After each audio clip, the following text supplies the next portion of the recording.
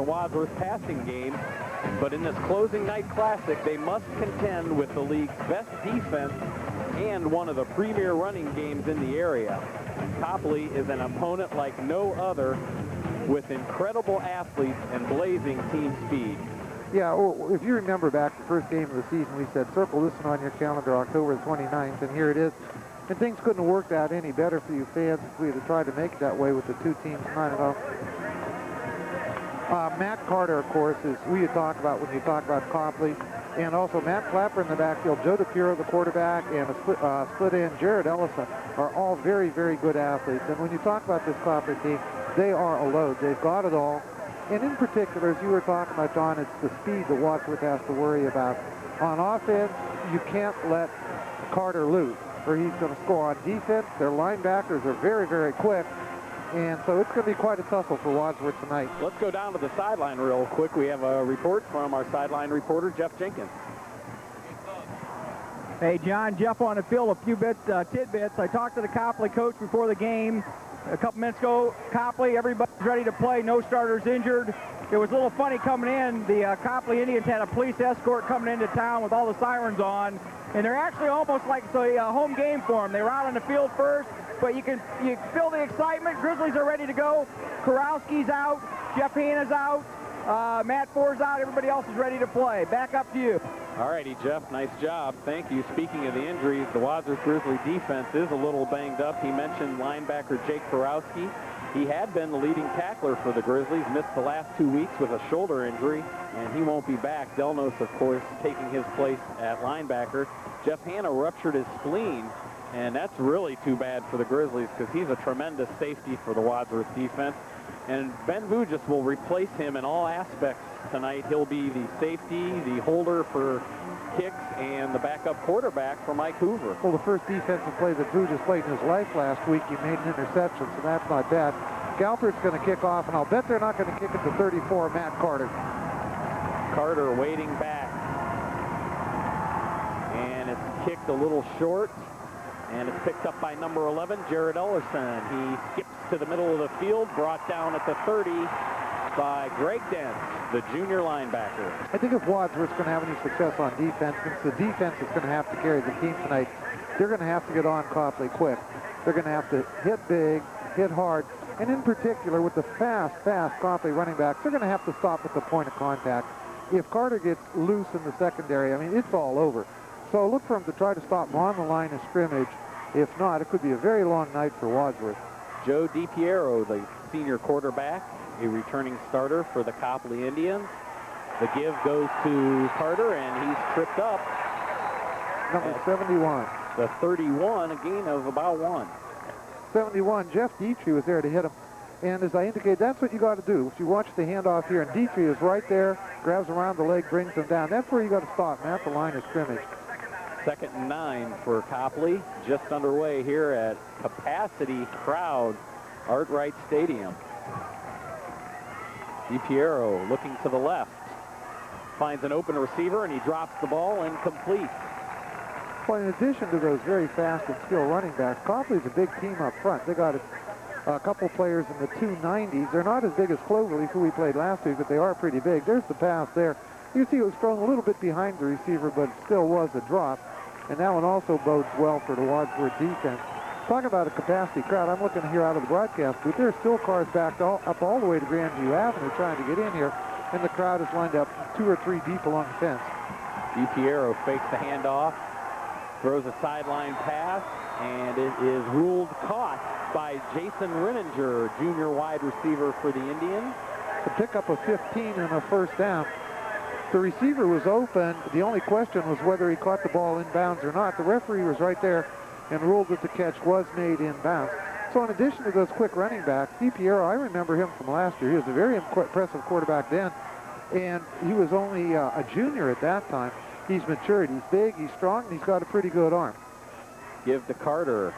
Skips to the middle of the line, looks for some more running room, but Pat McCarthy brings him down before he can get any further at the 47. Well, there's the key right there, to stop him in tight.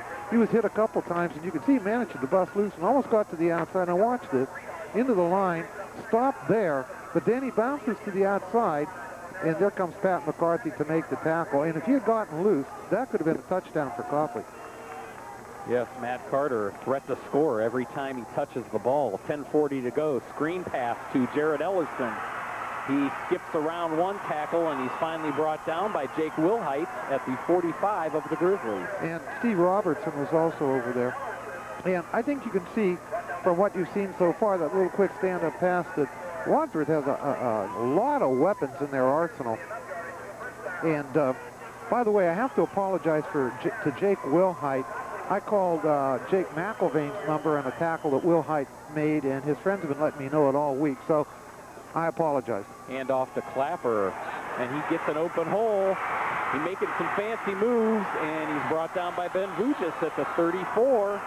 There's the Copley running game we mentioned. The speed, the moves, the whole package is there. If you watch this, as you watch, and this is their number 2 running back, Clapper. Watch the moves he makes when he gets in the open field. Little fake right there, cuts the outside. Watch this fake right there. And to almost get around. First and 10 for the Indians at the 33, moving the ball very well here in the early going. 3 first downs for Copley already. Clapper gets it again, plows through the line and the hole into Wadsworth territory further at the 27. I see Chris Brink getting up off the bottom of the pile there. So that brings up a second down, and they're calling it 6 on the 27-yard line. And so far, Copley's been driving right down the field and doing pretty much whatever they wanted to do. I don't know what their kicking game is like. I don't know if they've kicked any field goals. I don't know if they've had to. Well, we know last season their kicker made a last-second field goal to win the game, 31-28, and that player is Chad Fleury. Well, we got a timeout here. Copley had to call a timeout. Talk to people a little bit about the playoff situation. At the beginning of the season, I thought maybe this game would have big playoff implications, but in reality, it doesn't. Both Wadsworth and Copley are locks to be in the playoffs, and in fact, they're virtual locks to have home field advantage for the first game. So next week, well, you can see the ad on TV, which Sean's going to take care of right now. Our WCTV crew tonight has been catered by Lindsay's Pizza and Chicken at 138 Akron Road, 336-4629. Thanks to Lindsay's, and we enjoy. Continue on with the playoff situation. I can't imagine a scenario that Wadsworth would not host a home game. So this is not the last game this year at Arkwright Stadium. Next week, be back here again with the playoff team. Of course, the team won't be determined until after this week's games. It's kind of difficult, and I'll talk more about that, to tell who the opponent might be. Hand off to Clapper again. Not much gain that time. Another interesting point is also out of the Suburban League, Revere is going to make the playoffs. They're ranked 6th in their region, and if you look at who they play and who their opponent or the other teams that are ranked played, it's pretty difficult to imagine Revere not making the playoffs also. However, Revere is not going to have a home game. They're going to have an away game. But as I indicated, you people that are here tonight or listening at home, get down here next week because there's going to be a playoff game here against somebody. If I had to guess who, I'd guess Amherst Steel, but that's just pretty much up in the air. It depends on how the computer points come after tonight's meeting. So it brings up a 3rd and 2 for Copley. 2 high-powered offenses here at Arkwright Stadium. As Carter gets the give, there's a flag thrown. That's probably going to be motion on Copley. When the back judge throws a flag like that, it's almost certainly somebody in the backfield starting too soon. And that's what the referees indicated, I believe. So that's going to bring up a 3rd down and 8 for Copley on about 30-yard line. Referees marking off the penalty. Both these teams, Larry, have been held to under 30 points only twice this season. Copley scored 60 twice. Last week they scored 60 points against Talmadge, beat them 62-8. Highland, that was. I'm sorry, yeah. Highland, yeah. And in that game against Highland, the Indians scored 35 points in the second quarter and 21 points in the third quarter. They're awesome. Piero rolling. He pressured, sacked by Chris Brink. And that's going to be intentional grounding because as Brink had him halfway down, he threw the ball over to the Copley sideline. Well, I would say that should not have been intentional grounding because the referee should have called the play dead. I mean, Brink had him. You don't want the kids getting hurt, particularly with the catastrophic injuries Wadsworth had. So it's too bad the ref just didn't blow the whistle and didn't make him throw the ball away. But that intentional grounding is lost a down, so that's going to bring up 4th and lots, and I think Copley's going to have to punt. They're talking things over with the Wadsworth captain, Jake McIlvain there, and see where they mark the ball.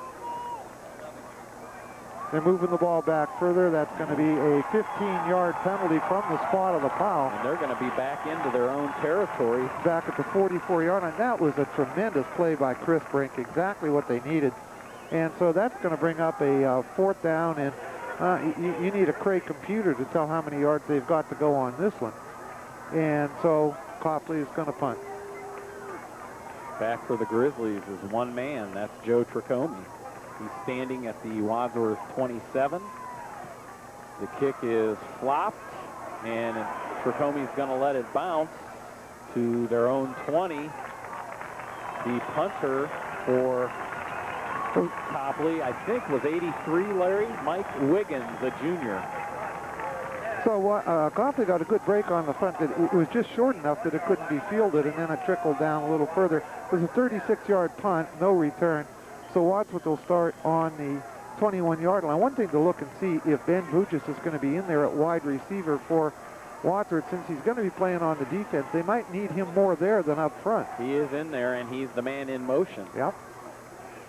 Fake give to Joe Tricomi. Hoover rolling to the left.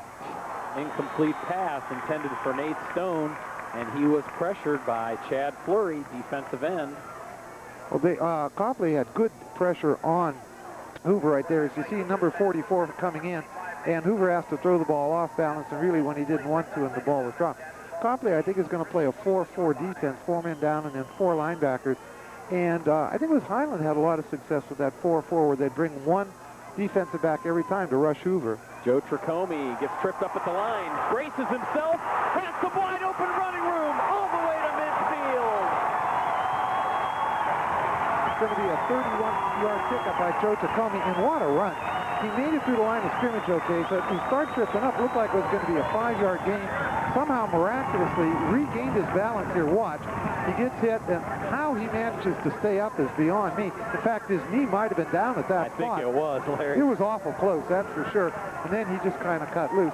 And the thing with Tricomi, he's got good strength, isn't all that fast. He can be caught from behind. Fake give to Tricomi. Hoover pressured again, trying to find Vujis. The pass is over his head and out of bounds. A lot of pressure coming from that Copley line, especially from Carl Jackson, senior defensive end. Talk about him a little bit. He's a 100-meter dash and 400-meter relay runner for the Indians track team. He had 11 sacks last season as a junior, and he is just one tremendous defensive player. Say something about Joe Tricomi. Carter for Copley has 1,480 yards coming in. Tricomi is 1,210. But remember, Tricomi didn't play the first 2 games. Joe Tricomi gets the ball again, runs up the middle, gets a few positive yards to about the 46 of Copley. So if Tricomi had played the whole season, he might have as many yards as Matt Carter does. Carter, of course, is a much quicker running back. Tricomi's pretty strong, and he can bull his way through there. Tricomi, 12 touchdowns on the season, 10 of those in the last 3 games. His first big play for Wadsworth is going to be a 3rd and 8 on the 46-yard line. Vujis in motion for the Grizzlies. Hoover rolling to the left. He's going to keep it himself and run through the middle to the 40-yard line. He's going to be short by about 2 yards. He's going to bring up a 4th and 2. And this is the first decision time for the Wadsworth coaches. Are they going to go for it 4th and 2 on the 40? You watch Hoover, this is not a design run. He was looking downfield to pass, but then he saw the opening, decided to try to go for it. But the very, very quick Copley defensive back closed up that hole. But I'll be honest, John, I thought he had the first down when he first started running. Well, boy, it looks like Wadsworth's going to go for it on 4th and 2. Copley defense can really run to the ball and close in fast. Penalty flags all over the place. It looked like Wadsworth broke way, way too soon. Now they're going to have to punt, and Tony Moeller is back at the punting duties for Wadsworth. You know, the punting team came on so quick, I don't think they were ever going to go for it. I think they were just trying to draw Copley offside, and it didn't work. So moving the ball back 5 yards isn't going to matter that much. And Tony Moeller back this week. He's been out for several weeks, and punting game had suffered a bit in his absence, so it's good to see him back there. He's not going to be playing too much, I don't think, as a fullback, but he can punt. The The punt is fumbled. The snap, I should say, is fumbled by Tony Moeller, and he's tackled by Marcus Watley. In Moeller's defense, it was a very poor snap. It bounced way in front of him and to the one side, and he was lucky just to scoop the ball up, and by that time, Watley was in there to make the tackle. So, two big mistakes, one by Copley on the intentional grounding and that loss, and now the bad snap, it sets Copley back up in position to score again. So it's 1st and 10, Copley on the 39. DiPiero, draw play, run by Carter, and he just powers down and fumbles the ball, but he was already down. Boy, the power he showed going through there was really something. It looked like he picked up... Well, you know, Larry, that's not Carter. That was number 32, Andy Ayuk, who is a senior running back, and he... 5'7", 185 is what he listed at, but he seemed to run a bit bigger than that time. He and Clapper alternate with Carter in the backfield. There's Carter with the give. Takes a number of Grizzlies to bring him down. And that's Ayuk again. That was a first down on that on the last play, so looks like a pickup of maybe 3 or 4. Now they're going to mark it 5, so it's going to bring up a 2nd down and 5 for Copley. Yeah, I didn't realize they were alternating those running backs. In fact, Ayuk's in there again. That's the 3rd play in a row he's been in. Yeah, Ayuk and Carter or Clapper will alternate in the backfield. Now Carter gets it, runs up the middle, fumbles the ball, That's a fumble. and it's dove on by Jake McIlvaine. Or Jake Wilhite, I'm sorry. I'm doing what you did, Larry. I'm sorry, Jake, but it may be contagious. But anyhow, good effort by Carter as he runs through. But see how there's number 51, Delnos, and the ball gets stripped right there. And Formaz was in on it, and there you see Jake Wilhite, whatever his name is, with a big fumble recovery. And that's a big play because if he had not recovered that fumble, Copley would have had a 1st and 10 on the 15. So Wadsworth gets to operate again deep in their own end. From their own 15, Joe Tricome gets the ball, finds a hole on the right side of the line, takes it across the 20. That was a nice run, pickup of about 8 yards, so it'll bring up a 2nd down and 2. And so far, we were saying it depends on which defense came to play ball. It hasn't been the defense that have been stopping the teams. It's been mistakes. That's really 3 mistakes that have played heavily in all 3 of the exchange of the ball from one to the other team. Well, they moved it back a little bit, so it's going to be a 2nd down and 4. Give them a pickup of 6.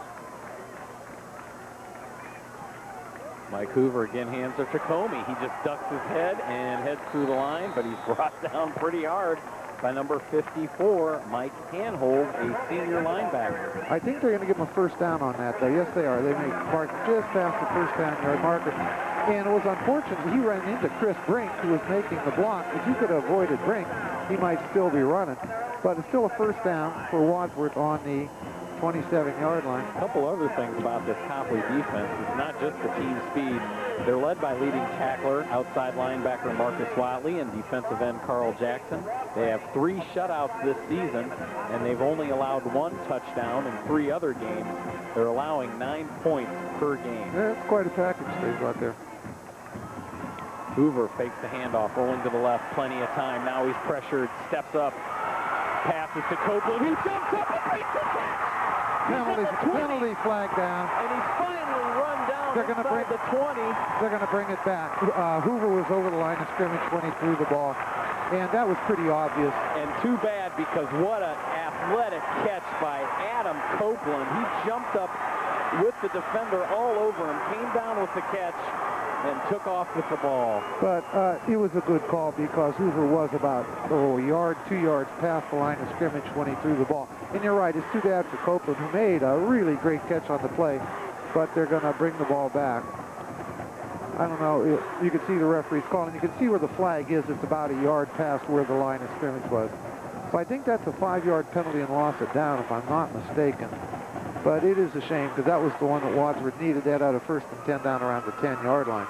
6 returning starters on this Copley defense, and of their starters, 10 seniors and 1 junior. No, the referee marked off a 15-yard penalty. Says, oh, no, that's not right. So now they're bringing it back. They're squatting it down. So it is a 5-yard penalty, and I think they're going to put up the loss of down. Osterland running the play in for the Grizzlies on this particular play. So that'll be a second down and 15 for the Grizzlies now. And one more thing about the Copley defense, just 3 teams have scored in double figures against them this season. Mike Hoover, pressured again, rolls out, finds Copeland, dives, can't make the catch, incomplete. So that'll bring up a third down and 15 for Wadsworth. Copley's getting good pressure on Hoover. They haven't sacked him yet, as you can watch, but there's a lot of people running around back there taking shots at him. So far, the Wadsworth line and the running backs have done a good job of keeping the people off Hoover, but he's still hearing the footsteps. So 3rd and 15, big play for Wadsworth. We've got 4:37 to go in the first quarter, and Hoover's in the shotgun for the first time tonight. Here comes the linebacking crew, quick out to Joe Tricomi, but he's well short of the first down. Grizzlies will have to punt. And that's what we've been talking about all night. They let Watley come through, and Tricomi came out ostensibly wide open in the flat. But did you see how fast 3 defensive backs got over to him? Any other team that we'd have played this year, it would have been a first down. But Copley just covers so quick, so it brings up a 4th down and 8 from the 29-yard line. And Tony Moeller is back to punt once again. Hope we have a little more success this time. Now Moeller has it, and looks like it may have got tipped. Moeller is limping badly. I don't know if he strained his hamstring again. I think that's what he's been out with. Or the ball could have been tipped by number 25, again. Marcus Watley. Well, I think it was tipped. And so we have like big bad play after big bad play going on here. There's a nice shot of the grass. So it turned out to be about a 6-yard punt, a 7-yard punt, and no return. And Copley takes over an excellent field position on the 35-yard line. Hand off to Carter. Skips through the line, takes it to about the 31. Boy, the offense here for Copley isn't what's been impressive so far. It's been the special teams and the defense. And the same thing for Wadsworth. Really, to be perfectly honest, each team is shooting themselves in the foot. Either team could have been up like 14-0 right now if they'd have taken better care of the ball. But that's the way the game's going. So it's a 4-yard gain, going to bring up 2nd and 6 for Copley. DiPiero goes a little to his right, throws it to number 11, Jared Ellerson. Nice catch by Ellison. Nice hit there by number 9, Ben Vujas, who's in place of Jeff Hanna. But if you watch the pass, it's a perfectly thrown pass. There isn't much that Vujas can do about that. It was good coverage. Anything any tighter would have been in a pass interference. So Copley now has the ball 1st and 10 on the 15. Jared Ellerson, the junior receiver, averaging 21 yards a catch with 7 touchdowns for the year. Carter gets the give. Nice pursuit again by the Grizzly defenders, running him down. I couldn't see who made it, but they're doing a good job handling Carter so far. Ian Formaz is given credit for that tackle. So even though it's a pickup of 2, maybe 3 yards, they're still doing an awful good just stopping him, not letting him get outside, not letting him get into the secondary where he can really do the damage. Grizzly defense must be careful tonight about putting too many guys in the box to stop the run, because Copley throws the ball pretty well. Penalty flag there.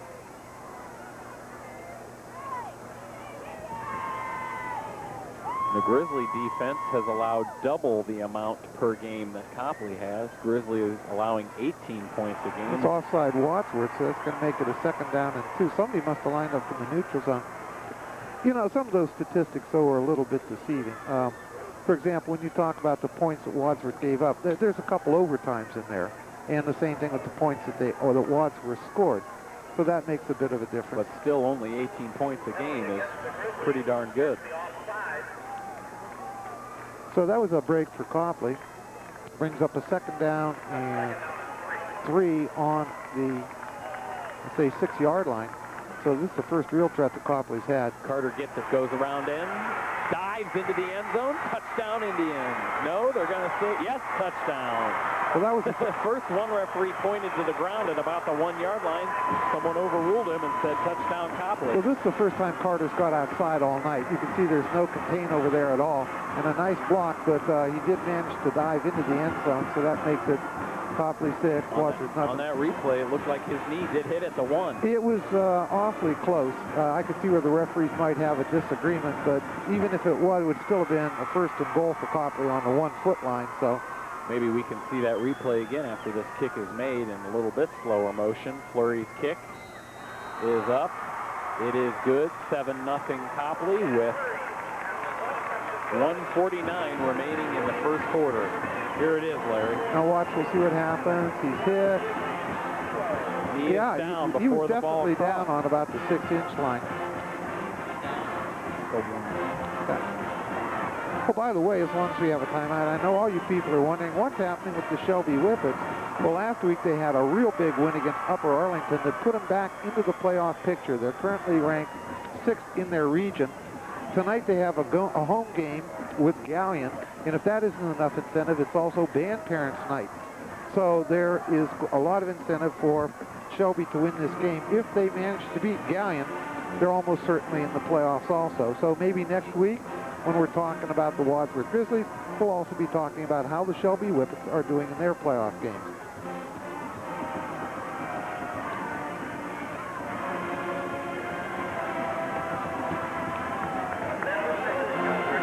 Ben Osterland and Joe Tricomi back deep for the Grizzlies. This is what, the 7th game this year that Wadsworth did not score first? So this is not a position where they've not been in before. Chad Fleury's kick is a good one. Ben Osterland going to take it at the 12. Gets in front of the wedge and skips through to about the 28 of Wadsworth. Got some stats for you. As far as Copley is concerned, the quarterback, Pintiero, 3 completions in 4 attempts for 34 yards. Clapper has carried the ball 4 times for 19 yards. Carter, 6 carries for 26 yards, which is approximately half his average, but he did have the 1 touchdown. Well, there are 5 yards from penalties. 2 penalties for 20 yards for Copley. They had 5 first downs and the 1 turnover. Mike Hoover going to throw over the line. Ball bounces around. Pass was intended for Ben Vujis, incomplete. As far as Wadsworth is concerned, Hoover's had 1 completion of 4 attempts for 6 yards. Tricomi 4 carries for 45 yards. They've had 2 first downs, and they've had 3 penalties for 14 yards. But what does not show in that stat is the bad snap from center on the 1 kick and the partially tipped punt the 2nd time. Those are the ones that really hurt Wadsworth. 2nd and 10 at the 29. Nate Stone gets the give, and Great tackle. Marcus Watley there. I don't think that was Watley. I think that was Kent Narcisse that made the tackle, number 42. Oh, no, I'm sorry. That was Marcus Watley. So they're going to give him a pickup of 1. And, you know, when Stone came out of there, I thought he was going to go a long way. But we've said before, these Copley defensive backs are so very quick on their coverage. Wasn't anywhere for them to go. So another big play for Wadsworth. It's going to be a 3rd and 8 on the 30-yard line.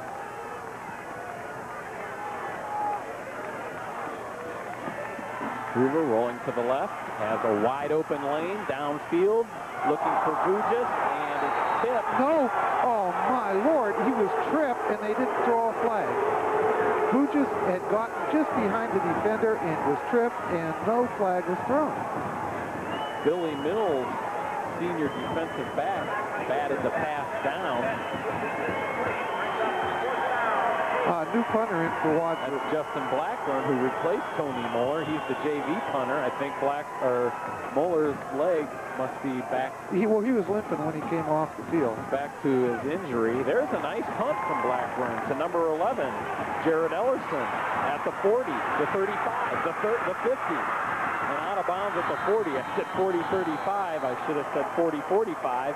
And what a nice run back by Jared Ellerson. Yeah, this is Canadian League football where you go to the 50 to the 55. So that was a nice punt. But what happened, there's no contain to the outside. You can see he cuts outside, and the Wadsworth defenders weren't far wide enough to stop him, and he just ran right down the sideline until the hit came to knock him out of bounds. So Copley takes over once again in very good field position. They've got a 1st and 10 on their own 41-yard line. A Wadsworth 41. Screen pass again. This time goes to number 32, Ayuk. Grizzlies having trouble making tackles as he takes it all the way down to the 21. Finally, number 19 for Wadsworth. Greg Dent was over there to make the tackle, but that was way downfield. This Ayuk, he runs very strong. Watch how he just kind of brushes off the Wadsworth tacklers as he gets downfield here like there. You know, ran right through. Very good run, and Copley has the ball 1st and 10 on the 22-yard line after that 18-yard pickup. 2 receivers to the right. Hand off to Ayuk again. Picked up about 5. I wanted to say, Larry, about Jared Ellerson, who returned that punt by the Grizzlies. He is the main punt returner for the Indians. Last week against Highland, he had punt returns of 41 and 37 yards. And he just did it again there a couple plays ago. We haven't seen Matt Clapper since the first series of downs. I see him standing over there on the sideline, and he's not sitting down or anything like that. I don't know if they're just alternating players or not. If they get this play off, it's going to be the last play of the first quarter. DiPiero looking, and over to the sideline. He was looking for number 85, Jason Renninger, but it was thrown out of his reach out of bounds. And once again, I'm wrong because there's 2 seconds left. You could watch the pass is just overthrown. A nice stretch by the receiver, but no chance of catching the ball. Good effort. 3rd and 6 for Copley.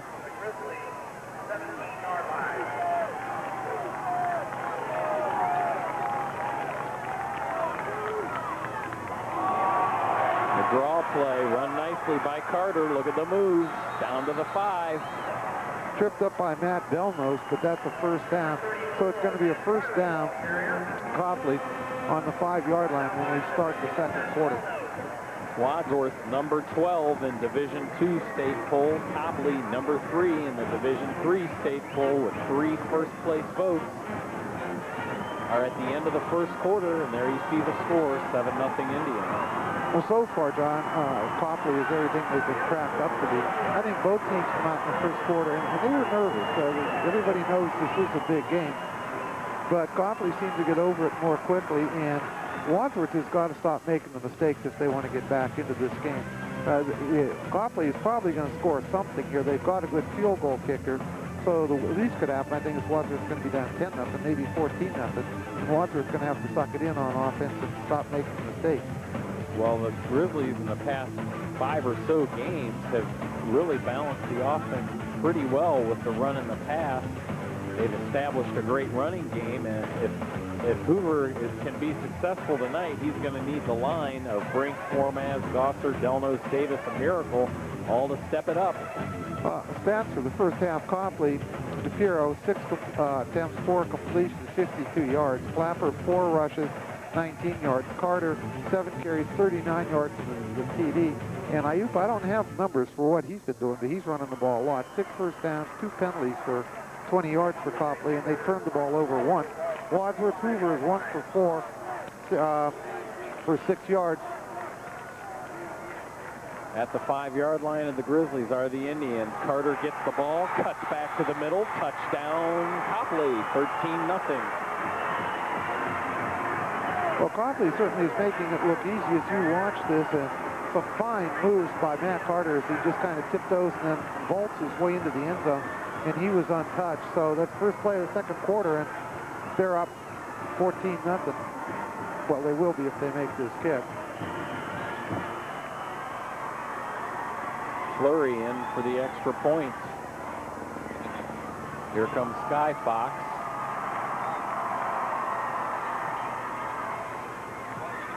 Kick is good, 14-0, just at the start of the 2nd quarter.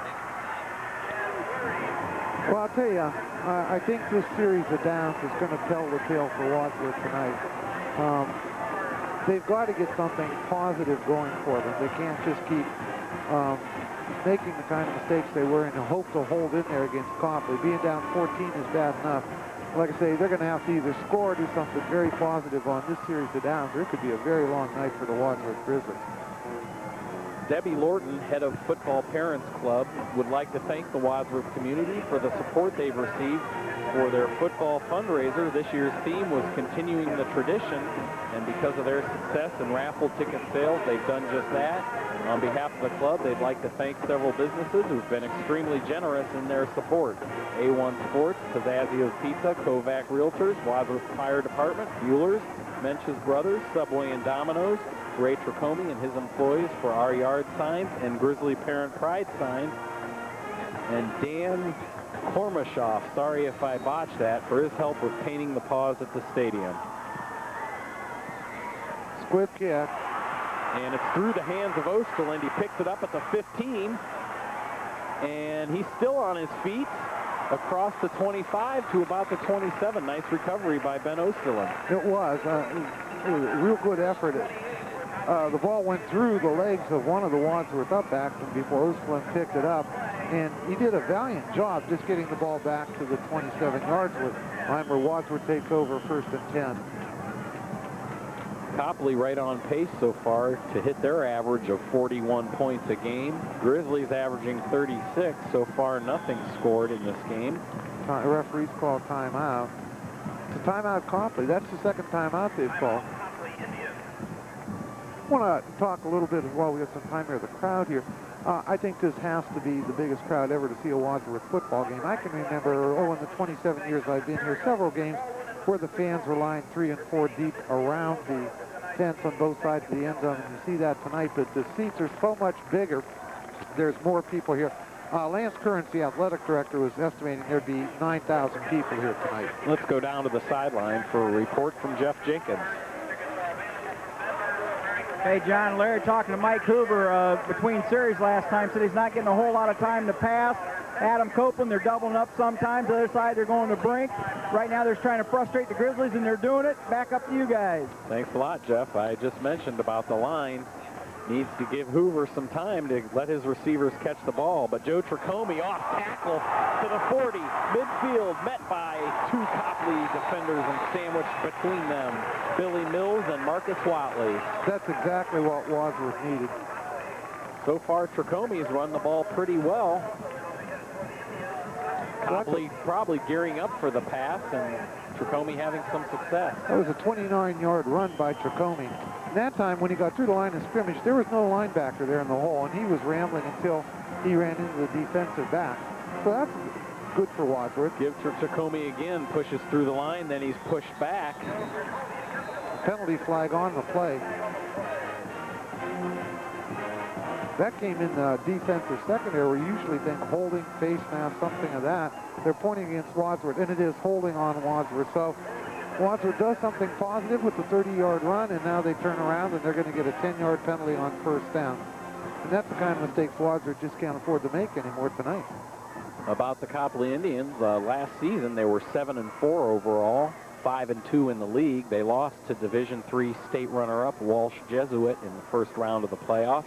They made their 3rd state playoff last season, and they've lost in the first round all 3 years, 1985, 1994, and last year, but that's likely to change this year. Yeah, they're going to make the playoffs this year, and not only that, they'll have a home game against a relatively, in quotation marks, weak team as far as the playoff start is concerned. So after the holding, it's the 1st and 19 for Wadsworth. Chris Brink makes the catch, and he's tackled by who else? Marcus Watley. And that's a pickup of maybe 4 yards, and Copley will give Wadsworth that all night when they got a 1st and 19. So it's going to bring up a 2nd down and 15. No, it's a 4-yard pickup, so it's going to be 2nd and 16. Whoever wins this game tonight, Larry, will pick up their 5th Suburban League crown. Both these teams have won or shared 4 league titles. Hoover draw play to Tricomie. Needs to step around one defender, but the Copley defense very quick to that ball, brings Tricomie down at midfield. That was a great play by I think it's Carol Jackson. His name K-A-R-L, could be Carl Jackson, a 6'4", 200-pound senior who refused to be blocked out of the play, and he just managed to fight his way through the block and make the tackle.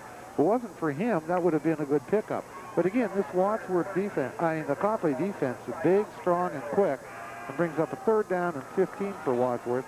And once again, Hoover's in the shotgun, 2nd time tonight. Vujis in motion. Hoover looking down the middle of the field for Brink. And the pass plays broke up. Billy Mills through his hands. And incomplete. Grizzlies will have to punt again. Well, Hoover threw that time into triple coverage, so there wasn't much going there. There were two people in front of Chris Brink and one behind. And coaches are talking to Brink. But good effort by him. He was just triple covered, and there isn't much you could do when that happens. So Wadsworth is going to punt again, and these have been adventures tonight. Blackburn in there again, and Watley got close to the kicker again. Takes a Wadsworth bounce at the 20, and that's where it'll be downed with 9:48 to go in the first half. So it's a 30-yard punt for Wadsworth, no return. Copley takes over on the 20-yard line.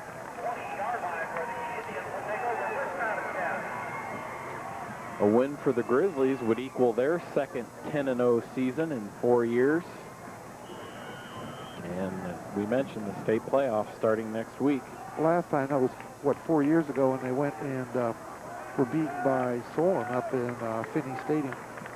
DiPiero gives to Carter, Nice and play. Jeff Dietrich. What a loss on that one, as Carter's tackled at the 13 of Copley. Well, you know Wadsworth is down. Watch this play by Dietrich. It's good to see us be able to pick out the kids in the middle of the line. Chris Brink comes in to make a hit, too. Because so many times we just can't see who it is that's making the tackles down there. But that one, I think, John, was pretty obvious. You're not going to miss that one. Second down and 15 for Wadsworth.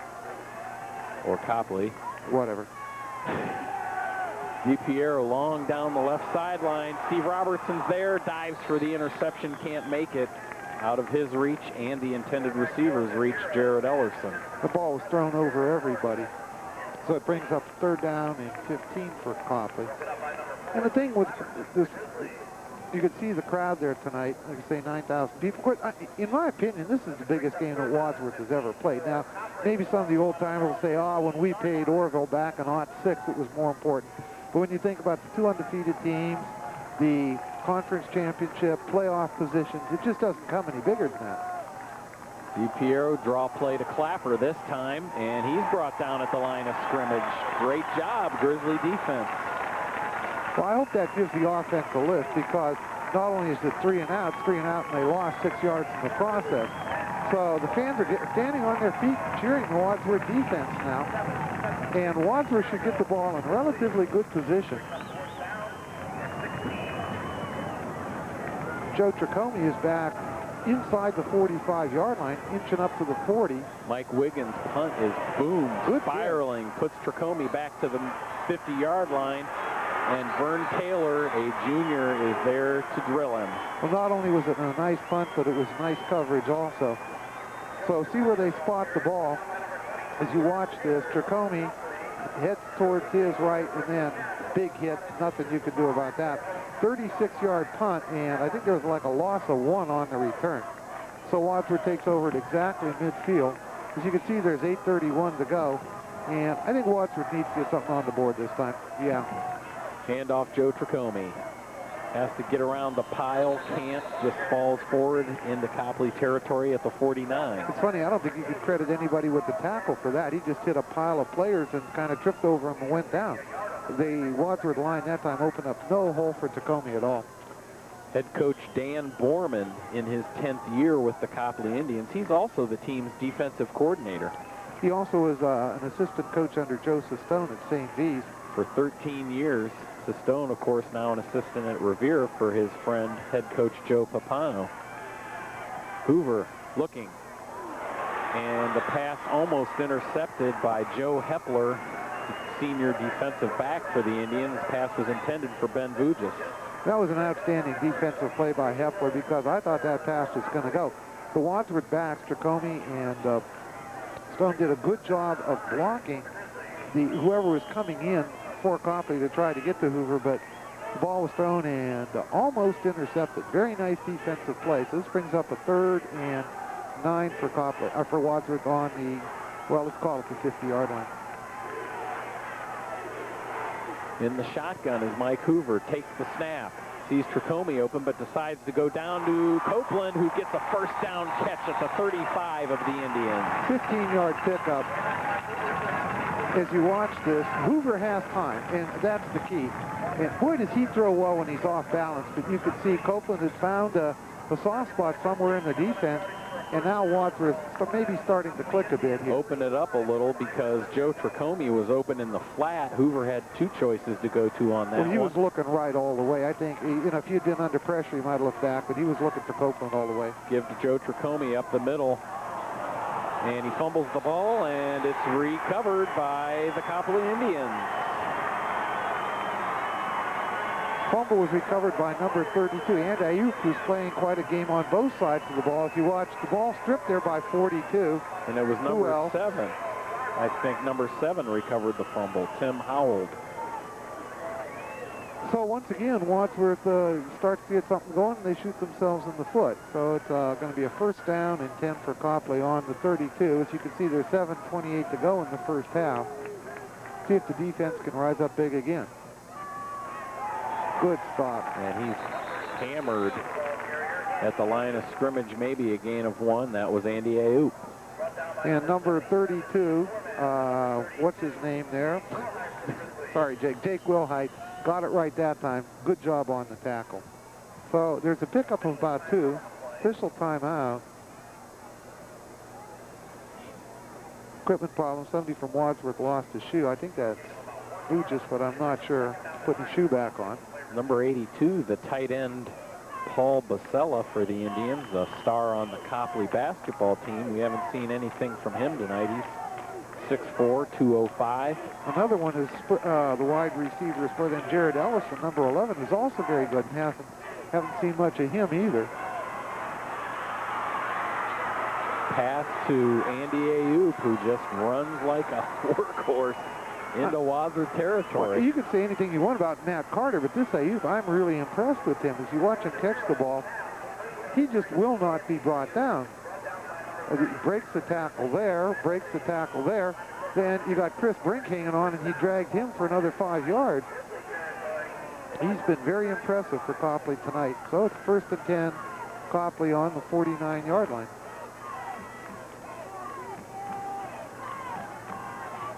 Carter gets it this time. Skips for a couple of yards. Number 76, Doug Perigo was on the tackle. Perigo, the nose tackle for the Grizzlies. Pick up a 2, so it's going to bring up a 2nd down and 8.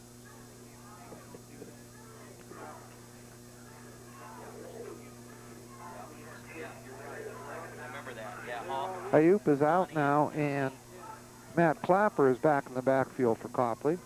DiPiero going to throw this time, looking to the left.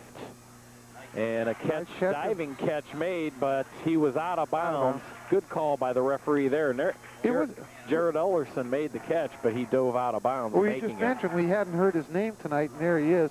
It was an outstanding effort that he made, but the ball, he was out of bounds. And interesting, the clock continued to run after that, but they now stopped the clock. So that'll be 3rd and 9 for Copley.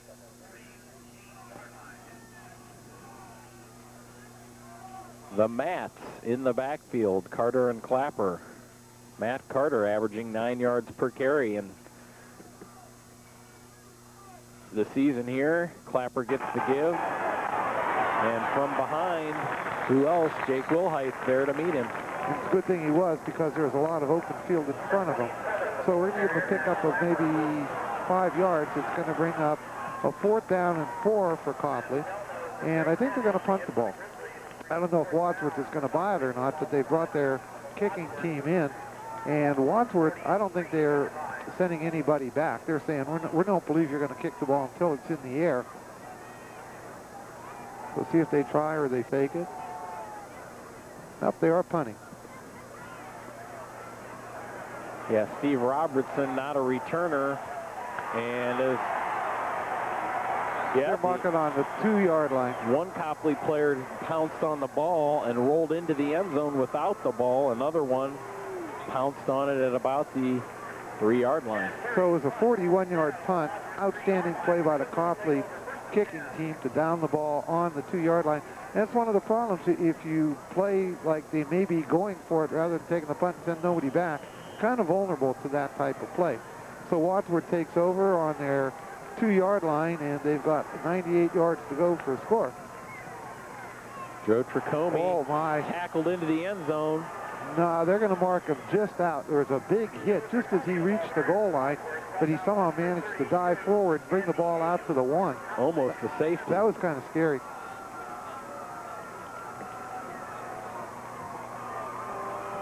Well, field position has been key here so far in the first half. Wadsworth not getting many opportunities as far as good field position goes, other than one time. Hoover needs to get the offense out of the end zone, and he does by giving the ball to Chris Hawkins, the sophomore fullback. And Chris Hawkins missed last week with a bruise, but he's back in this time. And you can see he just kind of wedges his way out for a pickup of about 4 to bring up 3rd and 5. I'm sorry, he gained only about 2 yards. 3rd and 11. 3rd and 9. 3rd and 9. We'll get it right. Sometimes it takes us a little longer than others. Mike Hoover wants to throw, looks to the left. And Ben Vujis just had the ball thrown behind him. No chance of making that catch, and the Grizzlies are going to have to punt from the very back of their own end zone. If you watch this pass by Hoover, it's not a particularly good pass because the ball goes over and somewhat behind the receiver. So I'll tell you, Wadsworth punting tonight has been an adventure, so see what happens this time. It is Justin Blackburn has his right foot on the very back line of the end zone. Watley almost there again to block it. It bounces at the 22 and rolls to the 35. So it's a 33-yard punt, and Watley came in, I think, untouched. And you got to give Blackburn a lot of credit for hanging in there and punting the ball. It didn't look pretty, but boy, he got the ball done in some very difficult circumstances. But Copley now has excellent chance to go in and score again on the 35-yard line. First and 10. Every punt, Larry, Watley has gotten through the line or around the line and to the punter. That little screen pass is there again for Copley, and Ayuk running very hard again inside the 30 of Wadsworth. He's got a bundle of yards. But that was passing yards, that's true. All-purpose yards. Yeah, but I mean, the ball was actually lateral. It was thrown backwards, and even though it's passed when you write down the statistics, I mean, that was just a fine run by Ayuk because he got the ball like 6 yards behind the line of scrimmage. So 2nd down and 5 for Copley. The Wadsworth crowd very silent. They have much to be silent at the about. moment. Carter gets away from some defenders as he plowed through the line there, took it to the 15. Copley threatening here with 3 minutes to go in the first half. 15-yard pickup down to the 15-yard line. Pat McCarthy made the tackle. Matt Carter, 22 touchdowns now on the season, an all-state sprinter in the 100 and 200-meter dashes. And he runs the 40, Larry, in about 4.2, 4.3. Well, I'm not surprised at how quick he is. I'm surprised the power that he's running with. That's kind of surprised me. I didn't think he'd be that hard to bring down. This time, Andy Ayuk runs with it. Made have picked up 2. So that'll bring up a 2nd down and 8 for Copley down on about the 13-yard line. You see the hand up to Ayuk, cuts it inside, and Jake McElvain, I think, was hanging on there to make the tackle.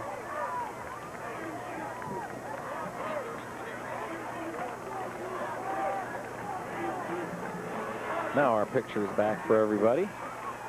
Saw Evan Gosser on the back of Ayuk on that last play. Piero looking for Ellerson, and he bobbled it. They almost made a circus catch of the ball. He went to grab the ball, popped it up in the air. By that time, the defense was on him. But watch the ball pop in the air, and he's still fighting to hang on to it. But then number 36, Jake McElvain, came over and made the hit. So that brings up a 3rd and 8 for Copley on the Wadsworth 13. So you can see on your screen, a little over 2 minutes to go in this first half, which has been thoroughly dominated by Copley. Big play here for the Wadsworth Grizzlies. And Carter runs out of bounds at the 10. They'll probably try the field goal right here. Jake Wilhite did a good job of stringing the play out, and it wasn't that he made the tackle, but what happened, the runner just ran out of room and had to go out of bounds. So it's going to bring up a 4th down and 5, and it looks like Copley's going to go for the field goal. We know their field goal kicker from last year is very good, and we saw those extra points that he made. He made them with authority. About a 28-yarder. A 28-yarder is well within his range. And from the right hash, Chad Fleury. Snap is down and blocked by the Grizzlies, and fielded by Greg Dent, who is running with the ball. The whistles are being blown. Greg Dent running to the 20, the 10. Touchdown. A bunch of referees and Copley players standing at the other end of the field. Well, the ball was blocked straight up in the air. It came down. As far as I'm concerned, that's a free ball. We're hearing inadvertent whistle, Larry, on the play. I don't understand. It was blocked. The ball never touched the ground as the ball... That's a free ball, and you got to fault Copley for letting him run the ball down the field like that. It was kind of funny. He just kind of wandered out of the backfield, started trotting down the field, and then decided to take off. There's a penalty flag down. Here comes the referee picking up the flag. The ball fell right into the hands of Greg Dent. Oh, they're calling a Wadsworth ball on the 5-yard line. That is one of the worst calls I've ever seen. And Greg Dennison, the Wadsworth coach, is out there calling the referee over to try to talk to him. I have no idea what they're calling on this. Dennison is ballistic, getting into the face. Well, he has every right to be. Yeah, he does. Because the ball was blocked. And it never touched the ground. It's a free ball. And the referees are marking the ball down on... Well, you talk about a big break for Copley. I don't understand that. Nobody... the players weren't even sure what was going on. Greg Dent kind of hesitated, then heard everybody say run, so he started running. As Joe Tricome gets the give. And gets nothing. I'm going to have to wait till I read the papers tomorrow to see what the referees called on that one, because they've got a lot of explaining to do. Unless something happened that we are absolutely clueless about, like there was a face mask in the middle of the pile or something, I have no idea how that could not be called a Wadsworth touchdown. So it looks like Wadsworth is going to be, I don't want to say content, but they're going to maybe run out the clock here. I don't know. With Hoover's arm, of course, at minute 17, plenty of times to get down there. You see the clock in the bottom right-hand corner of your screen. As Brink can't keep a hold of that pass at the 10-yard line. Incomplete. Clock stops with 1:09. And it's going to bring up a 3rd down and 9 for Wadsworth, deep in their own territory. Yeah, I'm really curious. Maybe at halftime we can talk to somebody or find out what was called on that play. Maybe our sideline reporter will have a tidbit on that. That would be good for him to do.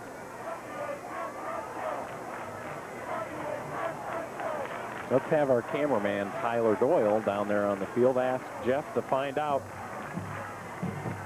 what happened. Hoover, a low pass intended for Brink. And Wadsworth is going to have to punt out of their own end zone again. So you can see there's 1:04 left to play.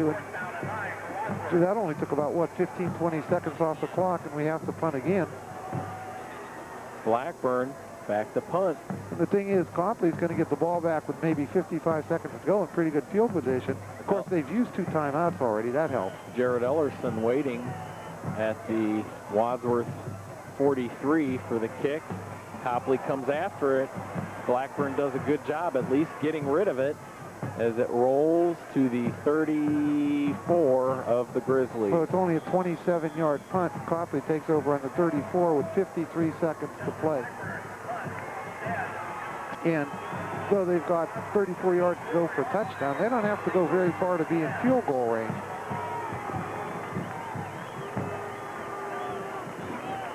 Again, Copley only has 1 timeout, I believe, so they're going to have to save that to bring in a field goal kicker. And so watch for a couple passes here. DiPiero takes the ball, drops back, looks to the right, has an open receiver at the sideline, but it's thrown out of bounds. He just threw that. Oh, there's a... You're kidding. Steve Robertson over there to bump the receiver out of bounds because the ball was thrown his way, and he gets flagged. That's going to move the ball into the 20-yard line and almost guarantee Copley is in field goal position. First couple games of the season, I don't think that's a bad play. In a championship game, you got to let these kids play because that was not a play the player was going to get hurt on by bumping him out of bounds. I'd like to see that on replay.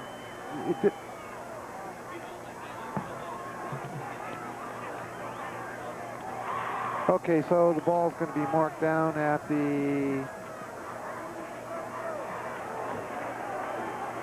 Well, the referees don't know where to mark. Yeah, they marked it off a 20-yard penalty. Now they're bringing it back.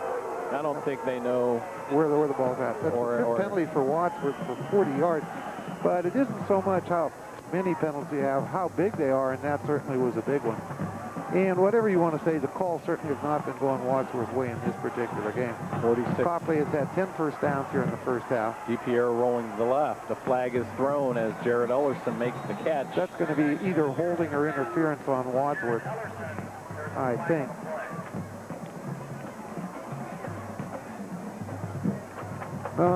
Referees are talking it over, and let's see what they call. That's offside against Copley. My mistake. The penalty flag is thrown way down here close to the side. I thought it was where the receiver was. Jeff has found out what happened on that blocked field goal. Sorry, let's go down to him.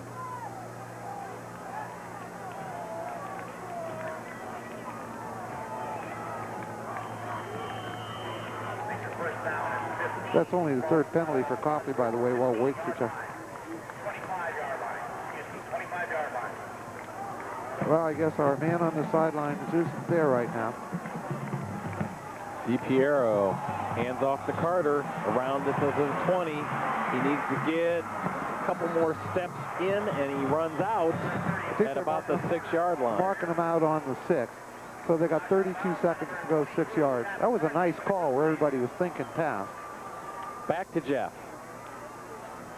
John and Larry, Jeff on the field. If you want to know why that inadvertent whistle blew, evidently the ref got his toe stepped on by one of the players. He accidentally blew his whistle, so the ruling was they had to kill the play where he blew his whistle, and Grizzlies lost the touchdown in the 92 yards and went back to the 8.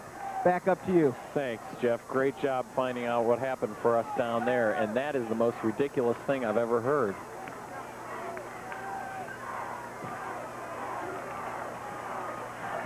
Hand off to Carter, spins around, falls into the end zone for a Copley touchdown with 27 seconds to go in the first half. All Copley here. Well, I'll tell you, that was a big turnaround, that 14-point swing. When you think about the touchdown that Wadsworth should have had, and then getting the ball down on the 8-yard line, couldn't do anything with it, and then Copley manages to march in and score. That makes it real tough for Wadsworth to come back. Wouldn't you think, Larry, that the referee would say, my foot was stepped on, I accidentally blew the whistle, it's a touchdown, no whistle? Well, if the whistle blows, everybody stops. I mean, you can reason this way as the point is up and good. If the whistle hadn't blown, perhaps the Copley player would have managed to catch him. You understand what I'm saying? Yeah. I don't know what you do with a situation like that, but the problem is, of course, it hurt Wadsworth very badly. I mean, you can consider that 14-point mistake right there. Yeah, because it could be 14-7 now, right, instead of 21-0 as we go into the locker rooms in about 27 seconds. Yeah, you know, sometimes things like that don't matter, but in a game like this, that inadvertent whistle, like I say, it cost Wadsworth 14 points. Now, Wadsworth hasn't been playing all that well, but boy, you sure don't want that to happen in a game like this. So we've got 27 seconds to play, and Copley will kick off to Wadsworth. What Wadsworth needs here is something they haven't had all season, a kick run back for a touchdown. Yeah, you know, they haven't had any of that, no.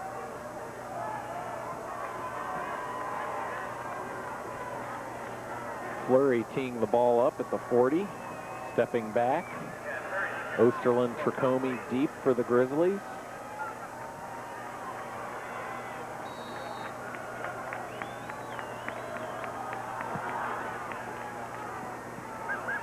Kick bounces to Osterland, picks it up, tackled at the 34.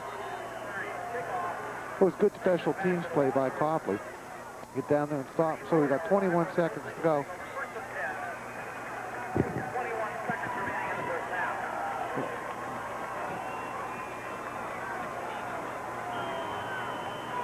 So Grizzlies, 21 seconds here to score. They could do it, Larry. Oh, they can. That's plenty of time. See if they elect to do it or not. Put the ball deep. I think we might see a couple sideline patterns run here by Adam Copeland. And he runs slant downfield, and pass incomplete, intended for Copeland, slanting to the middle of the field. Billy Mills was there to jump up and bat it away. The coverage was very good.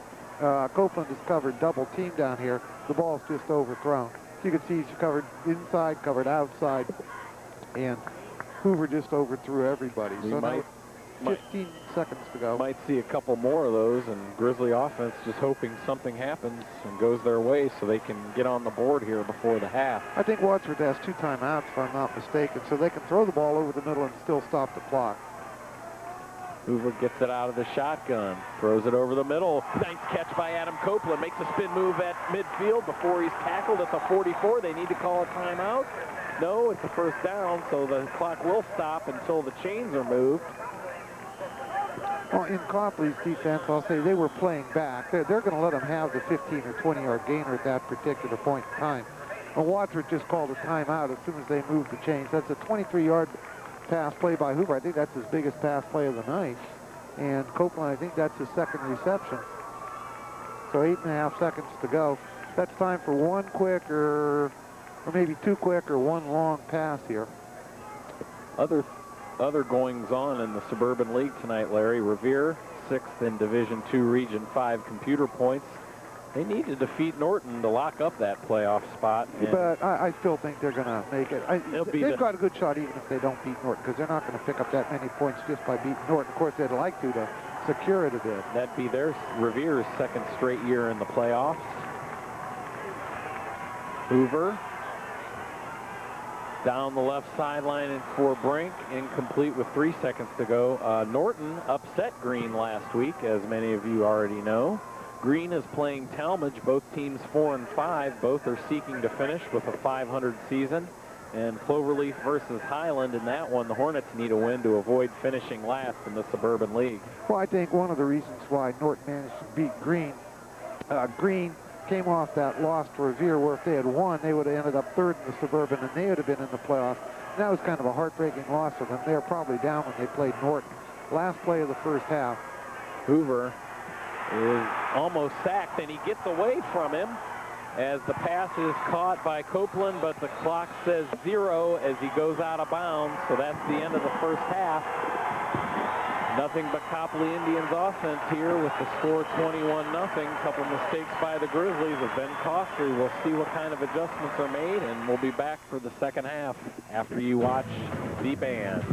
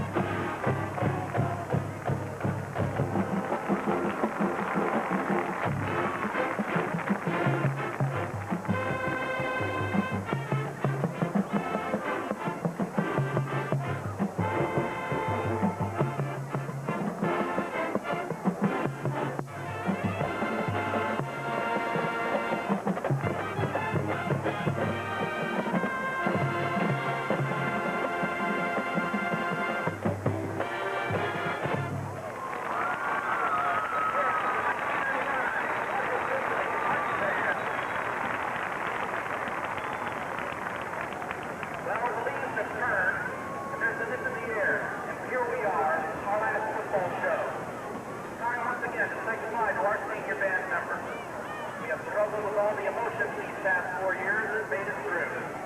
Seniors started out without a clue of what you were getting into. Some of you resented the discipline, lectures, and long hot summer days, but still you came. You withstood the battle of thirst, heat, sheer exhaustion. Look where you are now. You learned that hard work and perseverance pays off. You learned that your body's mind and soul can withstand more than you thought. Keep this in mind when you run into life's setbacks. You are survivors. You can succeed no matter what obstacles are thrown in your way, and no one but you can stop you in being the best in whatever you decide to do with your life. We hope that in a small way, the lessons you learn in band will help you on your way. It is with sad heart that we say good luck, seniors, and goodbye.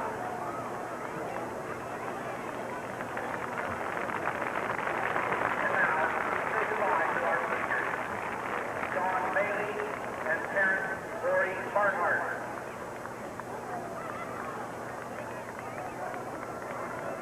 Jenny Banfield and parents Dennis and Sherry Banfield.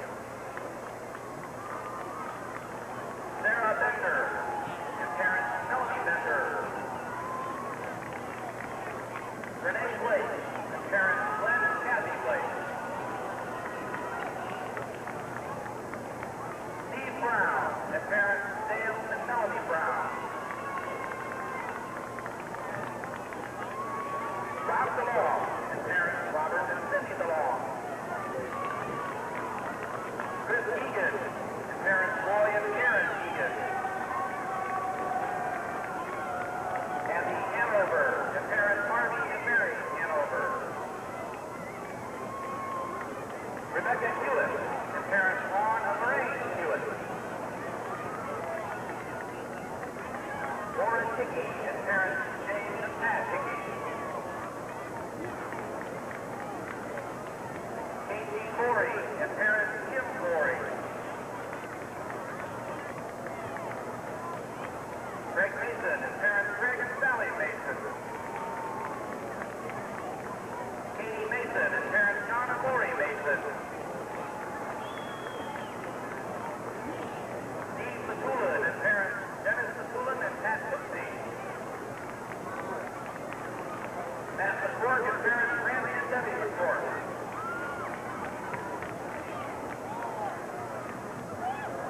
Jared Mosier and parents Ray and Pam Mosier.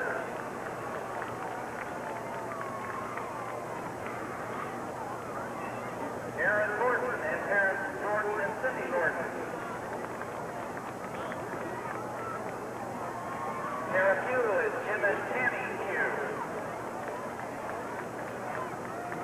Becky Riccardi and parents Paul and Marie Riccardi. Jennifer Rose and parents Brian and Emma Mueller. Jennifer Shelley and parents Rick and Cindy Shelley. Leah Shumney and parents Jim and Debbie Lambert. Jacqueline Simon and parents John and Cheryl Simon.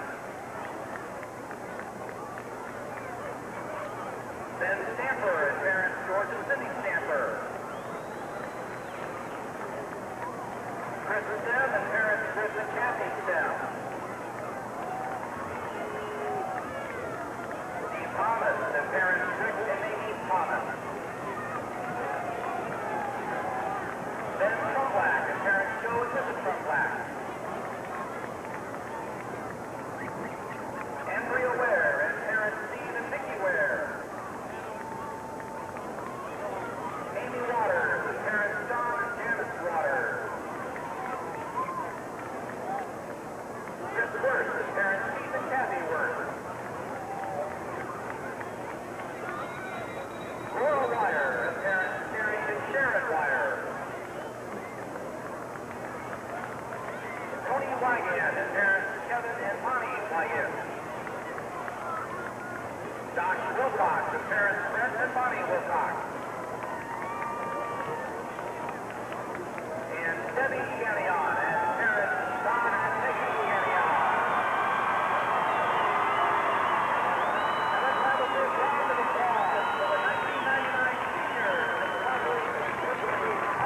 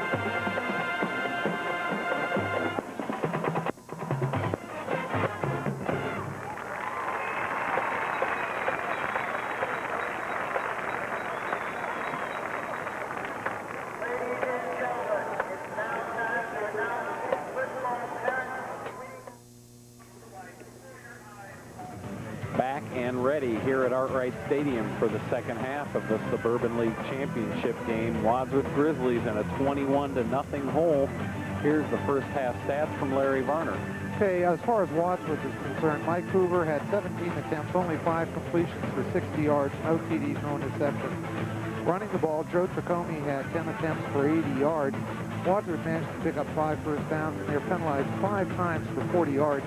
But some of those penalties were pretty big, and they had the 1 turnover. As far as Copley is concerned, Tapiro had 10 attempts, 6 completions for 75 yards. Matt Clapper, 5 carries, 24 yards.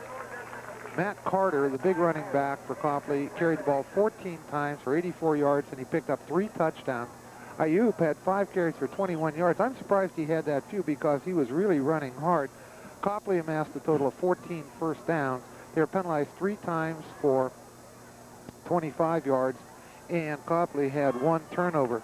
The big receiver for Copley was Andy Ayub. He had 3 receptions for 27 yards also.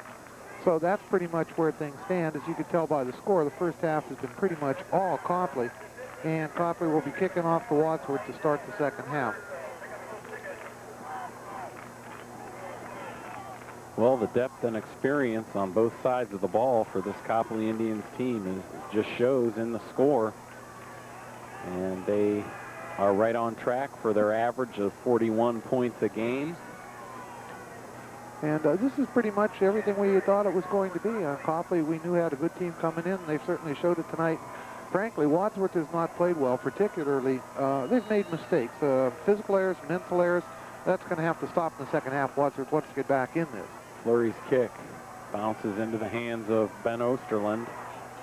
Plows through the 30-yard line to about the 33, where the Grizzlies will start here in the second half, 1st and 10.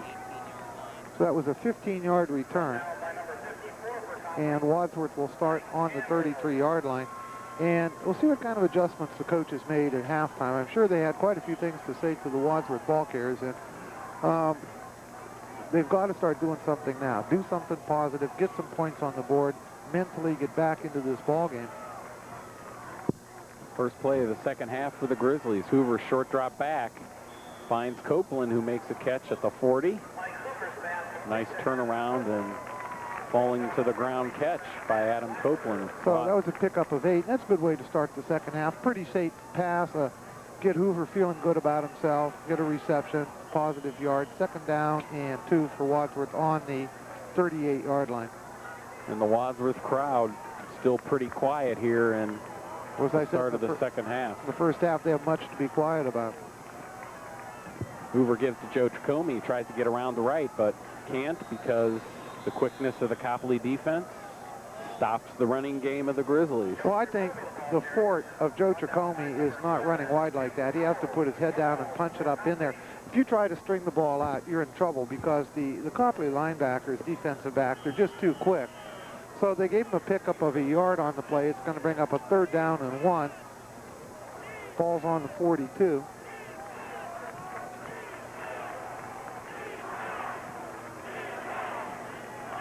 Hoover keeps it himself and gets a nice hole to get the first down and maybe some more. Takes it into Copley territory. Nice job, Mike Hoover. And what was so good about that call, it totally confused the Copley defense, and that's the first time I've seen them confused all week. Quarterback keeper all the way.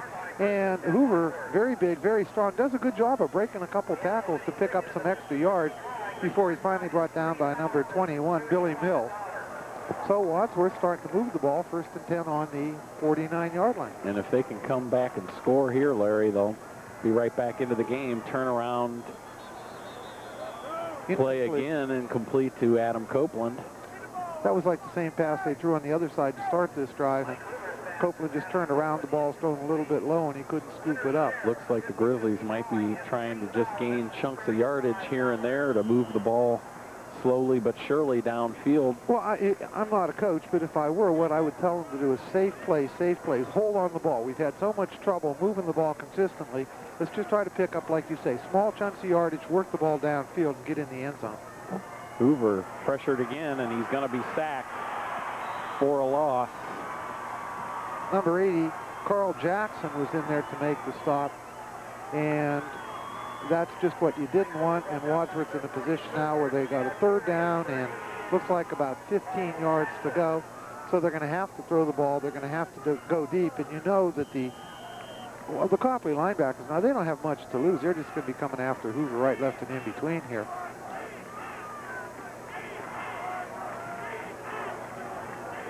Hoover in the shotgun. He's been in the shotgun, I think it's the third time, all on third down tonight.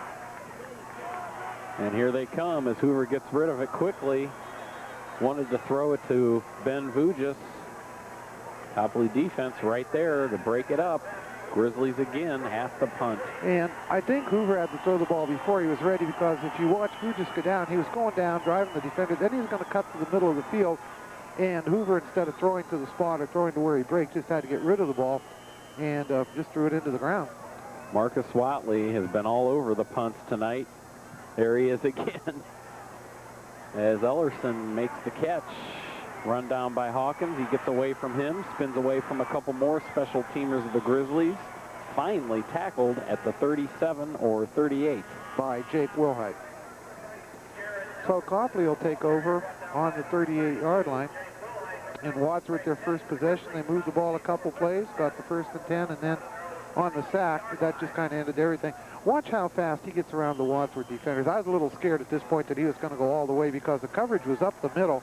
And actually, there's a couple of good hits over there by the Wadsworth special teams just to slow him down enough for Wilhite to make the tackle. Carter with some open running room, takes it to midfield, drug out of bounds. It's going to be a pickup of, depending on where they mark him out of bounds, it's going to be about a 11-yard pickup and a 1st and 10 for Copley on the 50-yard line.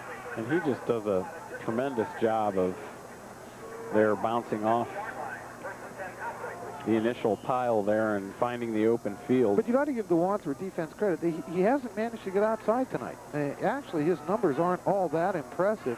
Well, they're impressive for a normal running back, but here comes Matt Clapper through, but not for him. Carter, as far as college football will go for him, he's getting some feelers from some Division I colleges. Some want him to play running back, and others are looking at him as a DB, so we'll see where he lands after this senior season. Well, Carter's only averaging 5 yards a carry tonight, and like I say, for most backs that'd be spectacular, but that's like 3.5 yards per carry below his average. And he carries it again, tackled at the 37. Jake Wilhite again, but he dove forward for the 1st down. So it almost looks like Copley's starting to move the ball at will here. 1st down on the 37-yard line. I want to remind you people, win or lose tonight, Wadsworth in almost all certainty will be playing a playoff game here next week, so be sure to come out and see that one. 103 yards so far for Matt Carter. Carter gets it again. Cuts back to the middle, and we're seeing a heavy dose now of Matt Carter first half. He did his part, but now we're seeing him get the ball almost every give. Yeah, I think when Wadsworth came out and didn't score on their first possession, what they were saying is, we're going away from the fancy stuff. We're going to give the ball to Matt Carter. He's got 112-yard rushing already. They're just going to take time off the clock, move down the field. And until Wadsworth scores, I don't see where they would get out of this. Just run the ball, run the clock. Look at the yardage they're picking up. And they're approaching, getting ready to go in for another score. Quarterback sneak by DiPiero, but nothing doing. Well, the defense read that one. He only needed one. Depends on where they spot the ball. He got it. So it's a 1st and 10 for Copley on the 25. Well, another thing for the Wadsworth offense, Larry, they haven't seen a defense like this all season. They're used to it being so easy that they haven't been pressured like this all year to really know what they have to contend with the whole game. Nice tackle by Jake Wilhite. You know, you say they haven't seen a defense like this, and that's true, but go back to that Highland game. Highland played the same kind of defense that Copley is playing, but the difference is Copley has the people that make it work. So they've seen this defense, but not played with the kind of skill that the Copley defense is showing tonight. As far as the Wadsworth defense is concerned, actually they have not played a bad game. A couple of real bad breaks on turnovers, penalties, what have you. has given Copley the ball consistently in good field position. So they've not done badly. Clapper gets it this time to about the 22, takes it a gain of 1. So that'll bring up a 3rd down and 6. And number 36, Jake McElvain for the Grizzlies. Jake McElvain was in on the tackle. Gain of a yard on the play. Well, when you figure Copley's ranked, what, 4th in the state, not in the polls, but they're ranked 3rd in the state overall? 3rd in Division 3. 3rd in Division 3. You figure they've got something going for them. There's the sweep run by Carter. Nice play, but And he just eludes more and more defenders as the game goes along inside the 15 of the Grizzlies. Steve Robertson did a nice play of coming up and forcing the play, but unfortunately just missed the tackle. And so they move down, and he's picked up 7 yards, and now Copley has a 1st down on the 15-yard line. You see there, nice play. Nice play, almost, not quite. 6:15 to go, 3rd quarter. 122 yards for Carter now. Clapper getting it this time, around to the right. Pat McCarthy on the tackle, but not before he picked up about 5 yards. And you sit here and you just watch that clock, or you people at home can watch the clock just tick away. Copley has taken a lot of time off the clock. There's Coach Greg Dennison, who was very upset in the first half of that inadvertent whistle call that cost the Grizzlies a touchdown, and had good reason to be upset. I know Greg, and he's not that emotional a person. When he gets upset, something has to be really wrong. Well, And he was justified. Carter skipping through the line, as always. Picked up another 5 yards, going to be very close to a 1st down, depends on where they mark it. And look for Carter to get the ball here within striking distance and score his 4th touchdown of the night. No, they did stop him short. They're marking it 3rd down and a couple inches, or 3rd and half a foot. And you say, give the ball to Carter. Yeah, why not? It's working. And right now, Copley's just saying to Wadsworth, you have to stop us. We don't have to do anything tricky. You got to stop us. Quarterback sneak. Might not have made it. Nice job by the Grizzly defense, wrapping him up and putting him down. I think the problem that time, DePiro did not really go into the line with authority. He was looking for some kind of hole, some kind of crease. There was nothing there. The Wadsworth defense really stopped it up, and he couldn't bust it to the outside and was tackled short of the 1st down, so it's going to be 4th and a couple of inches. And it looks like Copley is going to go for it. Time of possession on this drive, 5 minutes for the Indians. This could be the ball game, folks. Right here. Could be the ball game. A pitch to Carter. Sweep around the end. Touchdown, Matt Carter. 27-0. Copley with 4:11 to go in the 3rd quarter. Carter with his 4th touchdown tonight. Well, as you watch, Wadsworth has everything jammed up inside the middle as they have to in this pitch to Carter. There just isn't anybody out there on the side that can catch him. Cuts it up inside. You know, it looked like his knee was down again before he was in, but here we go. That happened once in the 1st half, but that would have given Copley a 1st and goal on the 1-foot line. And so they're going to try to make the extra point that will make it 28-0. I don't know why they have that formation of to the left and come back, and Fleury's kick is low but goes through. 28-0. Well, you got to kick the ball 10 feet in the air. I think that one went about 10 foot 1 inch. It never got off the ground at all. But it doesn't matter. It did go through. So with 4:11 to go in the 3rd quarter, Copley has jumped out to what looked like a pretty commanding 28-0 lead.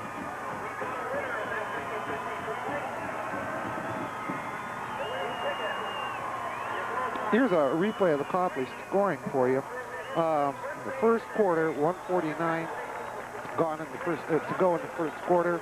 Mike Carter 7-yard TD run. Fleury made the extra point. 2nd quarter, 11:55. Matt Carter 56-yard TD run. Fleury the extra point. 2nd quarter, 27 seconds left. Matt Carter 5-yard TD run. And in the 3rd quarter, 4:11 to go. Matt Carter a 5-yard TD run. And the extra point was good, and that's been the scoring so far.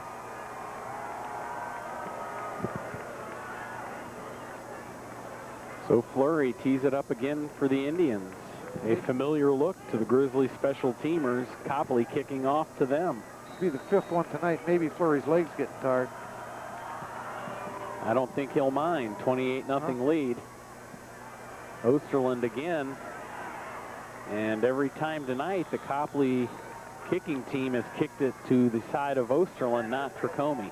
It was a 16-yard return. And Wadsworth starts out where they've been starting out quite a bit on about 33-yard line. You watch Osterland scoop up the ball.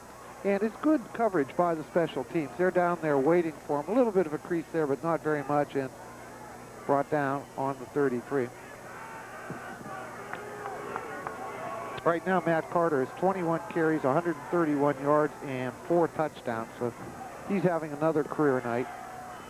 Slant pattern run by Vujas. He just had to jump up and hope he could knock it down to avoid the interception there. He did. Incomplete pass. It was overthrown to him. Number 23 for Copley, Joe Hepler, was there waiting for the ball also. It went over both of them. So brings up a 2nd down. 10 yards to go.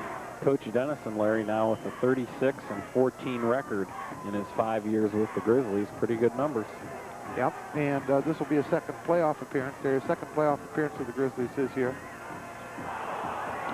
Tricomie fumbled the ball, and Copley say they have it. Number 56 came out of the pile. Joe Dobbins, a senior linebacker. Referees and the referees agree. So Wadsworth, another mistake, a turnover. Tricomie evidently fumbled the ball, and it was recovered. I didn't actually see what happened. There's a big pile up there. So Copley takes over at the Wadsworth 36.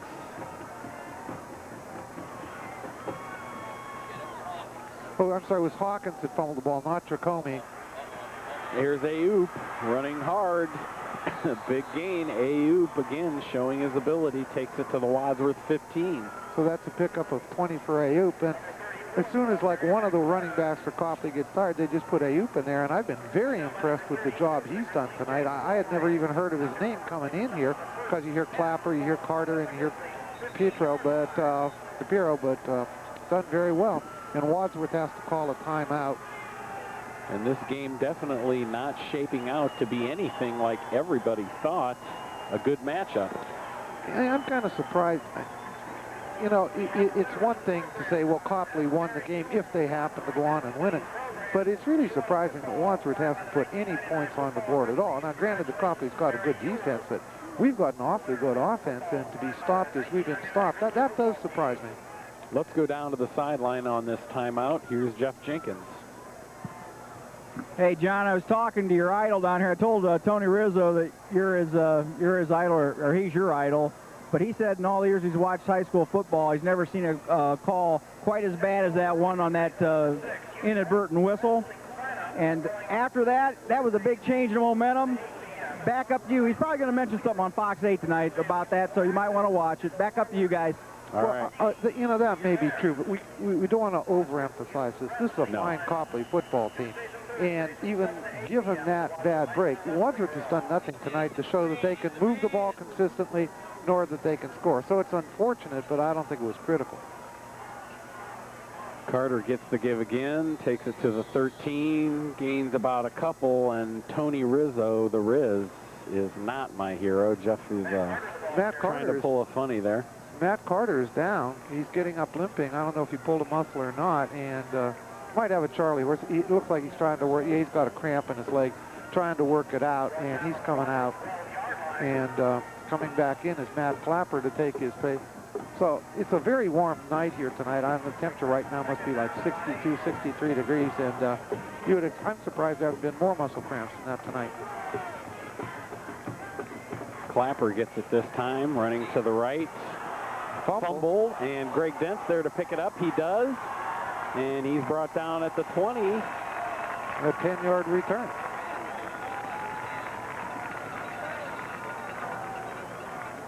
Player down on the field over there when the play ended.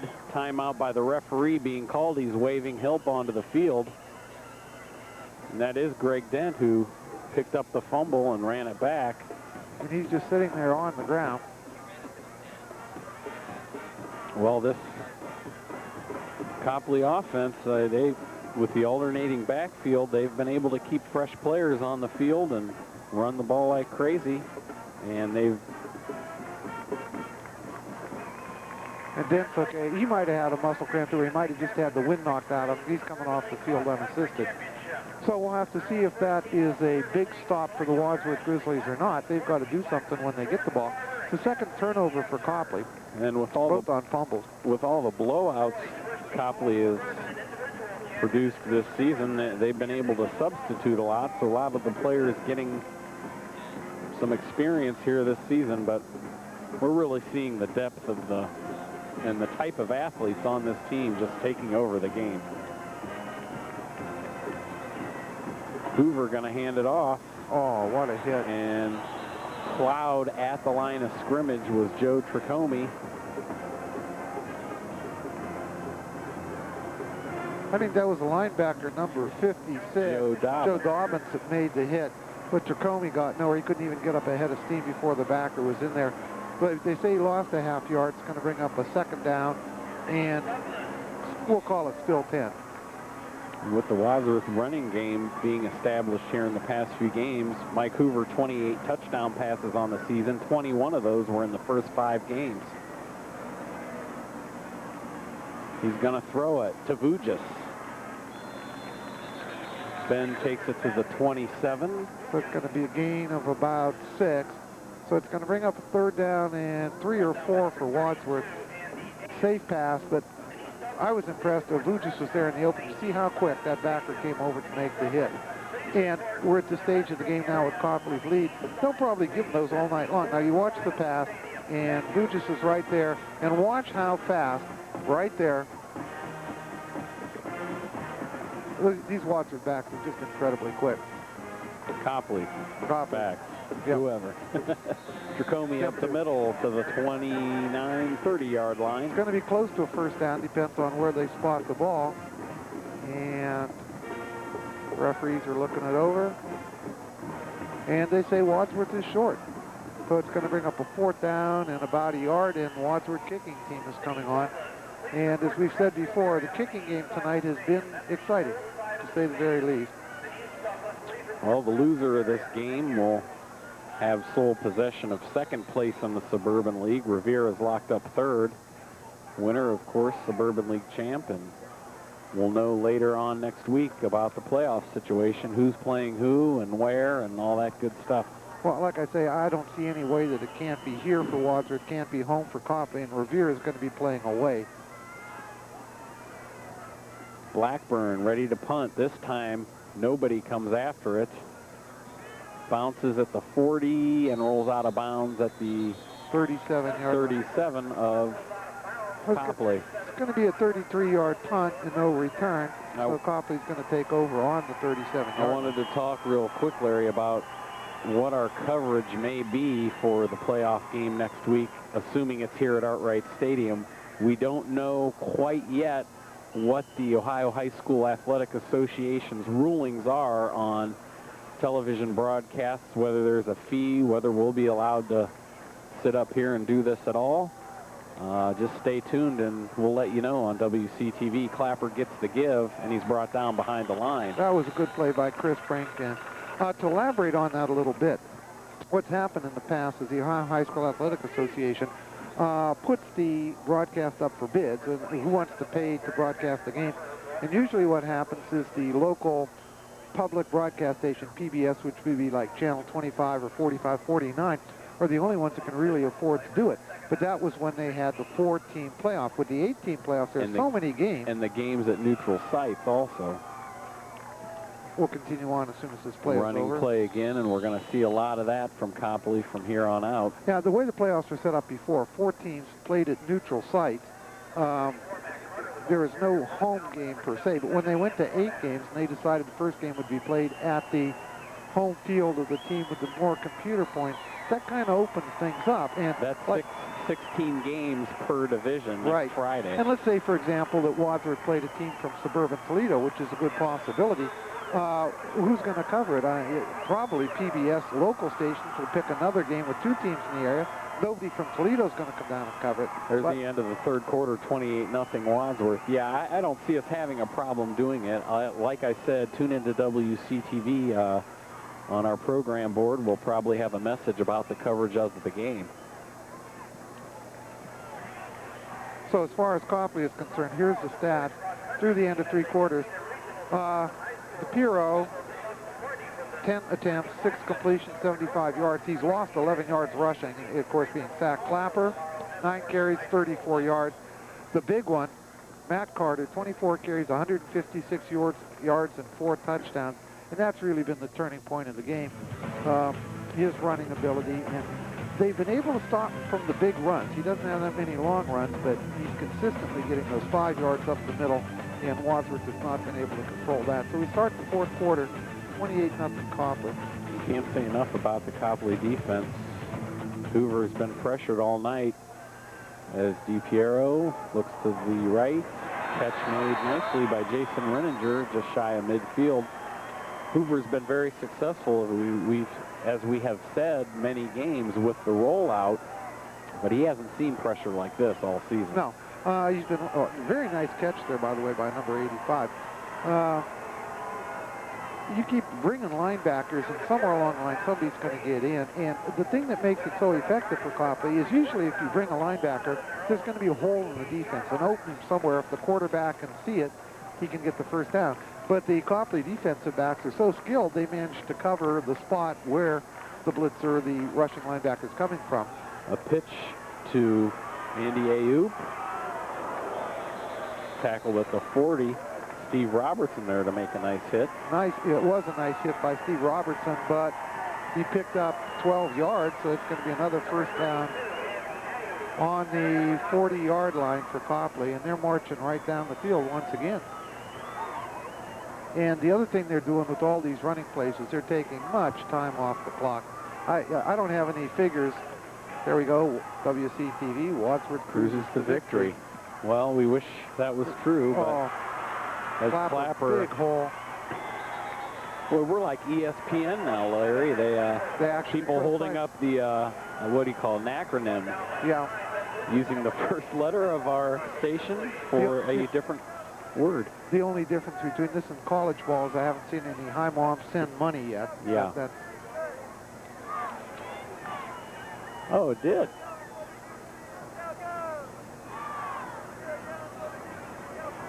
The referee's timeout on the field while they're looking. I think it's an injured player, but can't see who. It is a Copley player.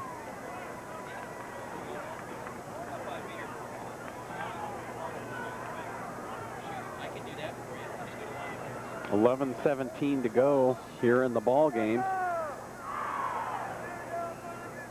Coach Dennison pacing the sideline in front of the Grizzly bench, head down, and we can understand why. It's just too bad this didn't turn out to be quite what everyone expected.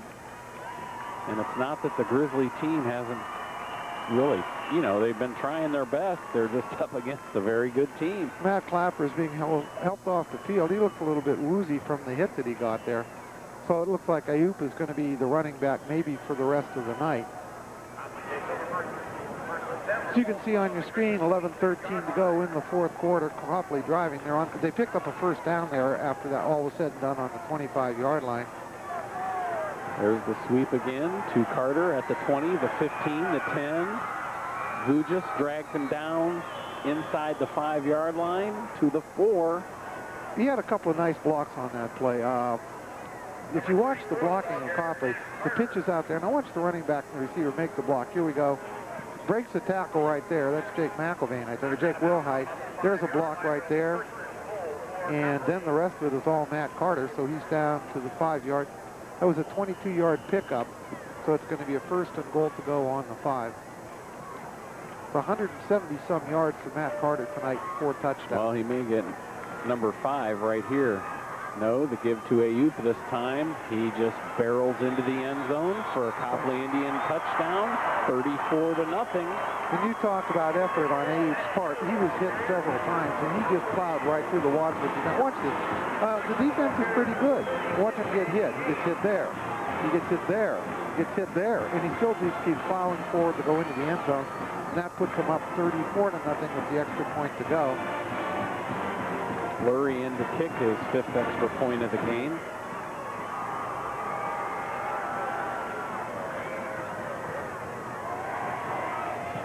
And it's right there through the uprights. A little prettier than the last one, even though the number of points are the same.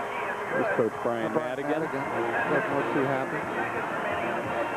Well, Larry, you pick up the pieces from this one and hope you can head onward and you can head on into the playoffs and surge forward. Put this one behind you for sure. I know the community's been very proud of what the Grizzlies have done this season. 9-0 is nothing to be ashamed of.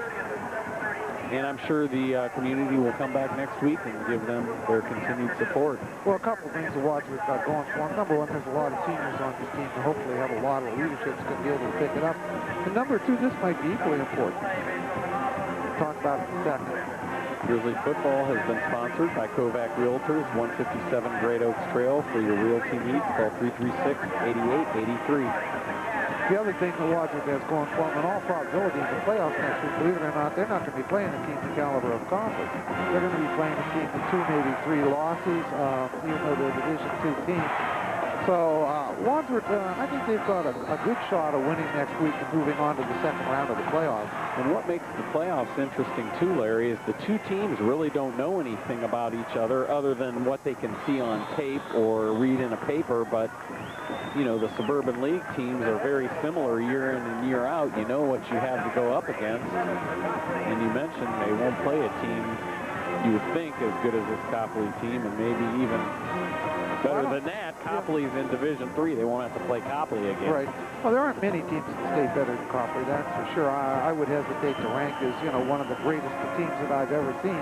They certainly are a very, very good football team, and there are probably only 2 or 3 teams in Division II, if that, that are the equal Copley.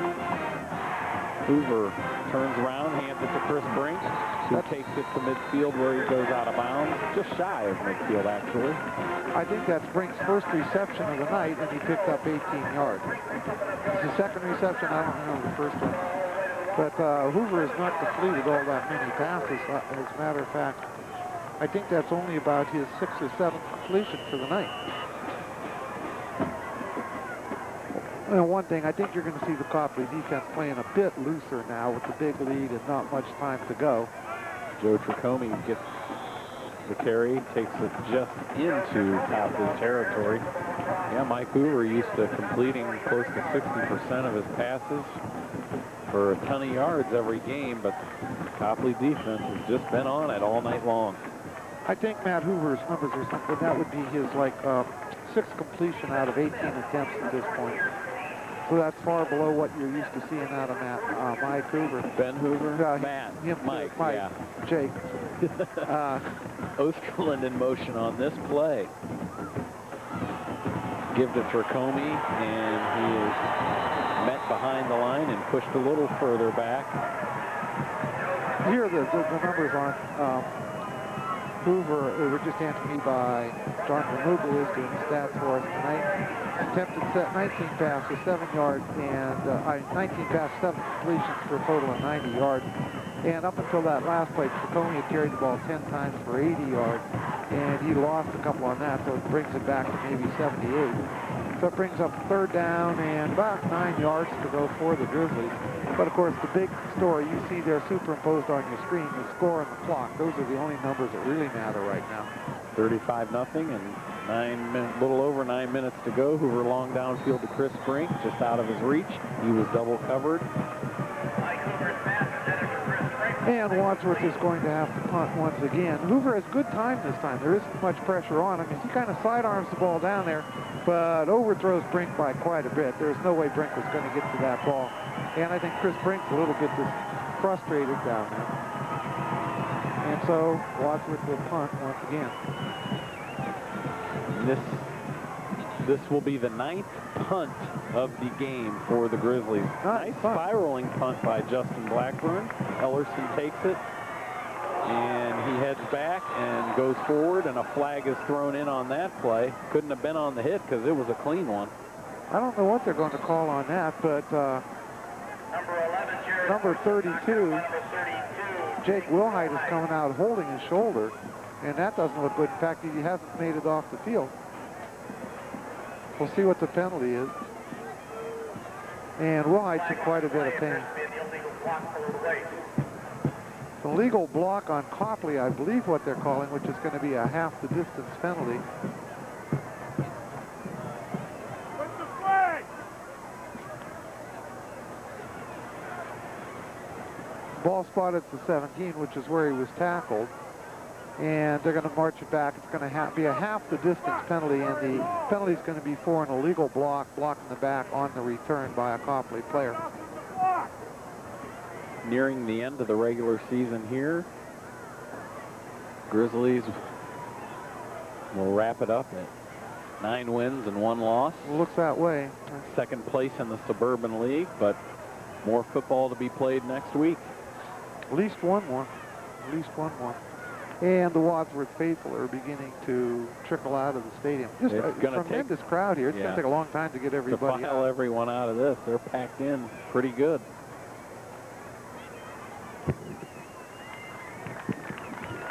So Jake Wilhite's now up, and looks like he's going to be okay. So Copley's going to take over deep in their own territory. They're going to have a 1st and 10 on the, I think they spotted the ball on the 8-yard line, with 9:04 to go in the 4th quarter.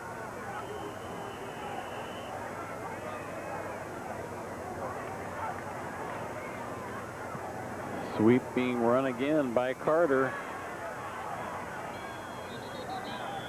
And he's just tremendous, Larry. There's not much else to say. What can you say? I mean, this is one of these situations where the Wadsworth defense knows what they're going to do. They're going to run the ball. They know who's going to run it. It's going to be Matt Carter, and he's really not trying to gain yardage as much as he's trying to stay in bounds and run out the clock, but he still picks up about a 11-yard pickup.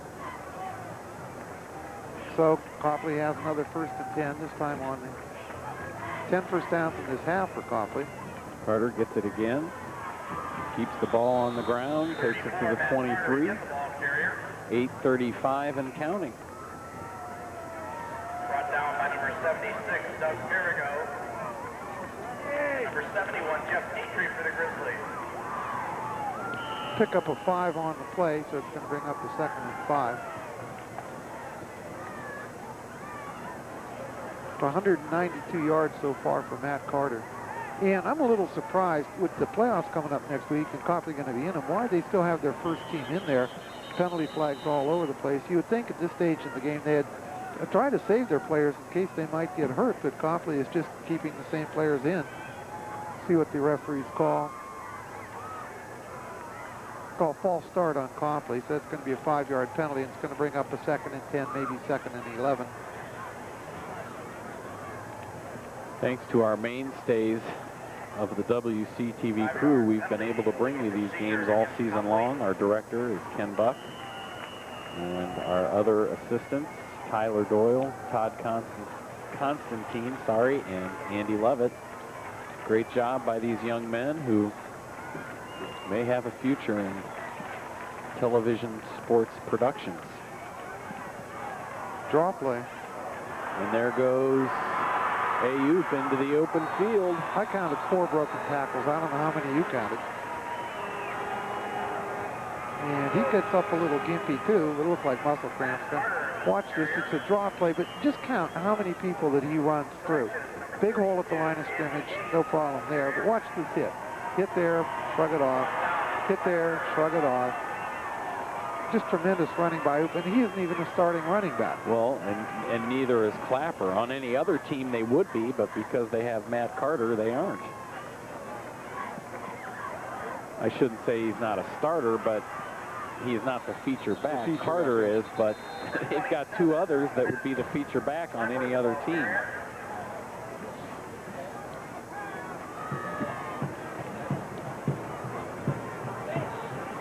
Picked up a 9 on the play, so that's going to bring up a 2nd down and 1. But again, most important number is that one on the bottom right-hand corner of your screen. timeout on the play. Now the refs wind the clock up.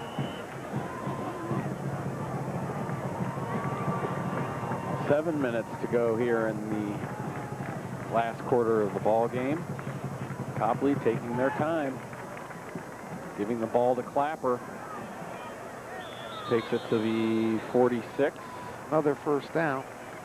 Number 27, Matt Clapper's ball carrier, brought down by Greg Kent and Jeff Dietrich for the I don't know what Wadsworth's numbers are offensively in the second half, but it can't be very big. I wish somehow that we could get a time of possession. It would be interesting to see in a couple of these games how much time the other teams had the ball. In the second half here, Copley has just basically dominated the football game on both sides of the ball. Clapper again takes it, barreled out of bounds. Another flag being thrown. Steve Robertson made the hit. I don't know what that flag was unless they call it a late hit out of bounds on Wadsworth. No, it's a clipping penalty on Copley, an illegal block, which I didn't see. From where we're standing, you have a better view of it at home than we do because the camera is actually on top of the press box. We're down a little bit lower, and that flip took place behind the players that are standing along the Wadsworth sideline. So they're going to move that one back 15 yards. And see where they spot it and what it comes up with. It's going to be a first down no matter what, and it's going to be a first down and like about 22. First and 22 for Copley on their own 44-yard line. Well, you were thinking right there, Larry, about the time of possession. It was pretty dead even there in the first half, and it's been very lopsided here in the second half. Carter, draw play. He's brought down. Jake McIlvain there to make the tackle. That was a nice play by Jake. Didn't bite on any of the fakes and managed to bring him down. But I got to say, though, he's playing for personal pride here, but it's all pretty much academic at this point. I look across the field at the Copley side of the field, and I didn't think anybody's left from over there. They seem to be just sitting there and enjoying it. That's 197 yards for Matt Carter so far. So he'll top 200 on the night. Well, the Copley fans want to stay and congratulate the team on a Suburban League championship. Nice play by number Greg 19, Dent. Greg Dent. Dent, a junior linebacker. Loss of couple yards there. That's one of the first times all night that I've seen a backer from Wadsworth come in clean. Usually there's somebody on him stopping the play. Well, Wadsworth seemed to make it an exciting game there early on, and things just turned Copley's way and never turned back. I think that the touchdown at the end of the second quarter was really the one that did it when they went up 21-0. That one made it really tough. Clapper dancing around, breaking more tackles. Took about 3 Grizzlies there to drill him down on the ground. Right on the freshly painted W and Grizzly head. I'm not sure how many punts Copley's had tonight. Did you remember?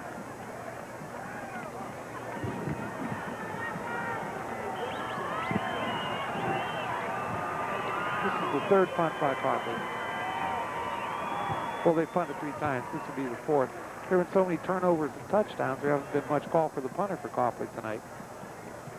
Mike Wiggins, the junior, punts it away to Joe Tricomi. They're going to let it bounce. Copley downs it at the 21.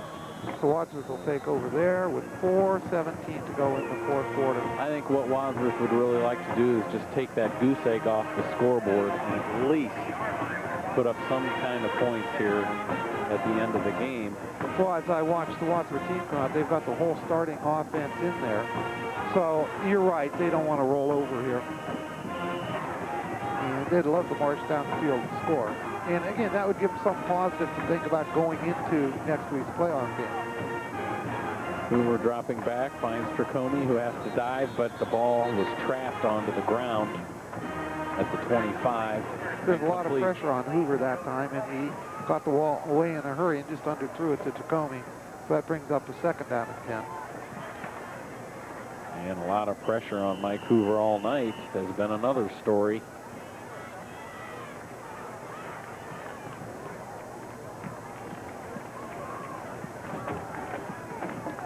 .4:12 to go in the game. Mike Hoover under center. Pitches it to Joe Tricome. Cuts back to the middle of the field. Nice run, Joe, to the 32. So that's going to be a first down for Wadsworth. Tricome adds to his yardage. He's going to be close to 100 yards rushing for tonight. I think that probably gives him about 90.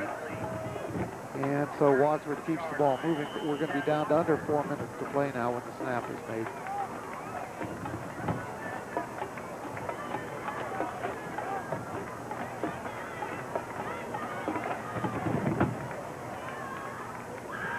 Hoover looking to throw again. Same play, this time caught by Tricome. He falls down at the 43. I think Tricome caught that one twice. The first time he caught it, and then the second time when he caught it for keeps. But it was a nice pickup, and another first down for Wadsworth on the 48-yard line. So Wadsworth is starting to move the ball, but you got to believe that Copley's defense is playing back. That's 101 yards passing for Hoover, but if you watch the Copley defense, they're playing back a little bit. They're saying, we'll give you 5, we'll give you 10, we're not going to give you 50. Hoover going to roll out this time. Looks to find Copeland, makes a very nice catch at the 42.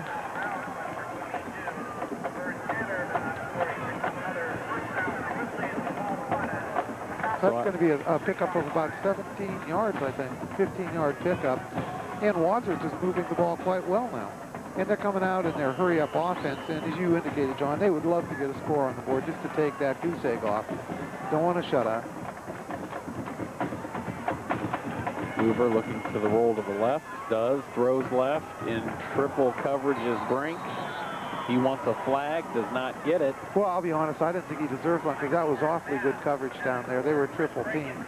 And as you watch this, here's Hoover rolling out. He throws the ball into triple coverage on Chris Brink. And 3 defenders there, and I didn't see any. Yeah, I didn't. It was a nice pass. I didn't see any foul at all. So that'll bring up a 2nd and 10 on the 42 for Wadsworth.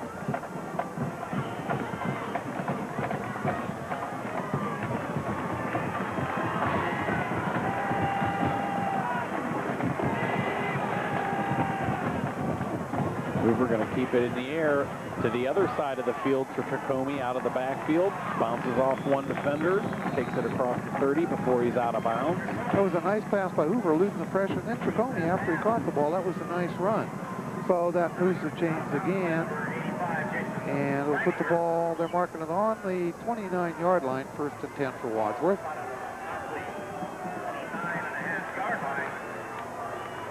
And the clock continues to run now, so refs winds it up.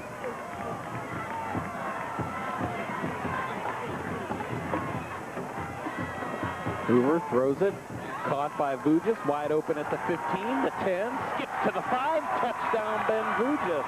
Very nice moves by Ben Vujis after he caught the ball. The 30-yard pass from Hoover to Vujis. So watch the moves that Vujis makes after he catches the ball. Comes out here, catches. He's one-on-one with the defensive back. Little shake and bake there, and then he just heads on into the end zone. Whoop! Away from you, and in he goes. So Wadsworth will try the extra point to make it 35-7. And Sam Galpert gets his penalty flags all over the place. Kick other than a kickoff of the game.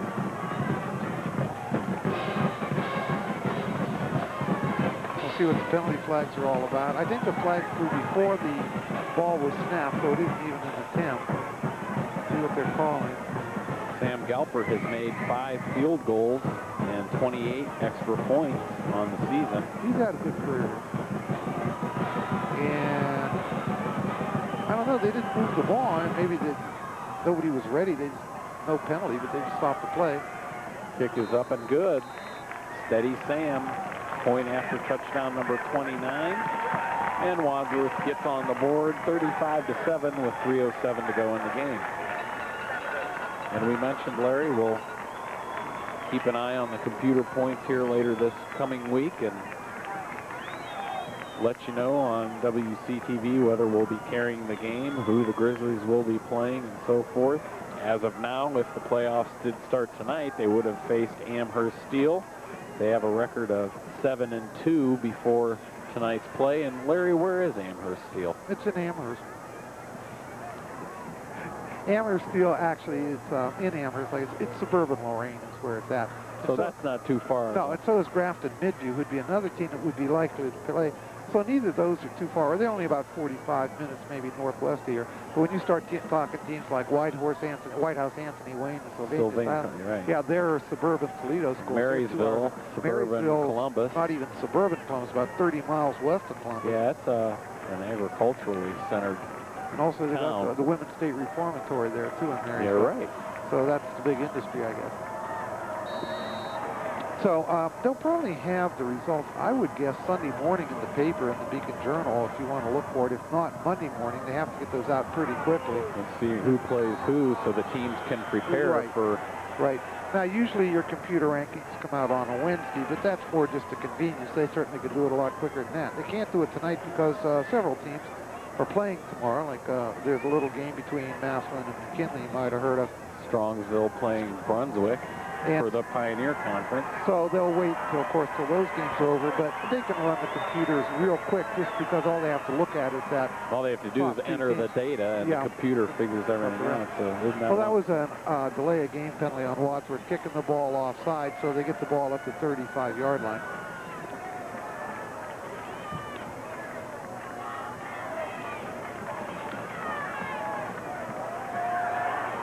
And the ball is run across the 40 by number 40, William Tuttle, a sophomore running back. The backups are now in, Larry. Alan Sipple, junior backup quarterback, is in at the helm for Copley's offense.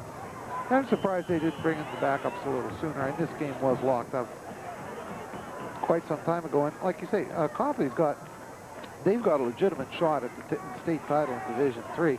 And why you'd want to risk those fine running backs and quarterback kind of beyond me. A lot of different jersey numbers out there now for the Indians. Well, and for Wadsworth, too, they're starting to send in substitutes. Not as many as Copley, though. The top three teams in Division III Region 9, which includes Copley, are number 1 Hoban, number 2 Orville, and number 3 is Copley. That's in the computer point. I will guarantee you Copley will be number 1 in that, because neither Hoban nor Orville plays anybody the caliber with the record of Wadsworth.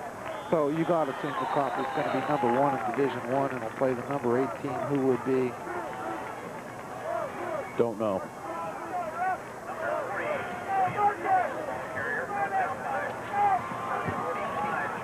Division 3 Region 9, number 8 is Bay Village. So they're not too far away either. You know where Bay Village is? Yeah, it's in Bay. Bay Village. Yeah. So now that we got that settled. Yeah, Copley, you look at the first 3 teams in that Region 9 Division 3, they're only like 2/10 of a point behind the number 1 team. And so you just can't imagine them picking up enough points that they would get from getting a Division 2 team that was 9-0. So there was a punt. It was a 21-yard punt. So Wadsworth will take over with a minute 19 to go. And Mike Hoover's still coming back in and still got his first-team receivers in there. So maybe Wadsworth's going to try to pick up another score.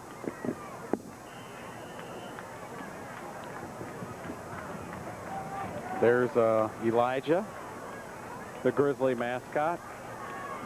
That's Nate Garnes in costume for the Grizzlies. Wadsworth going back to throw. Intercepted. Interception made by number 21, Billy Mills. He's a starter. And there's another example of the Copley speed. The flag down on the field, I don't know what they're going to call there.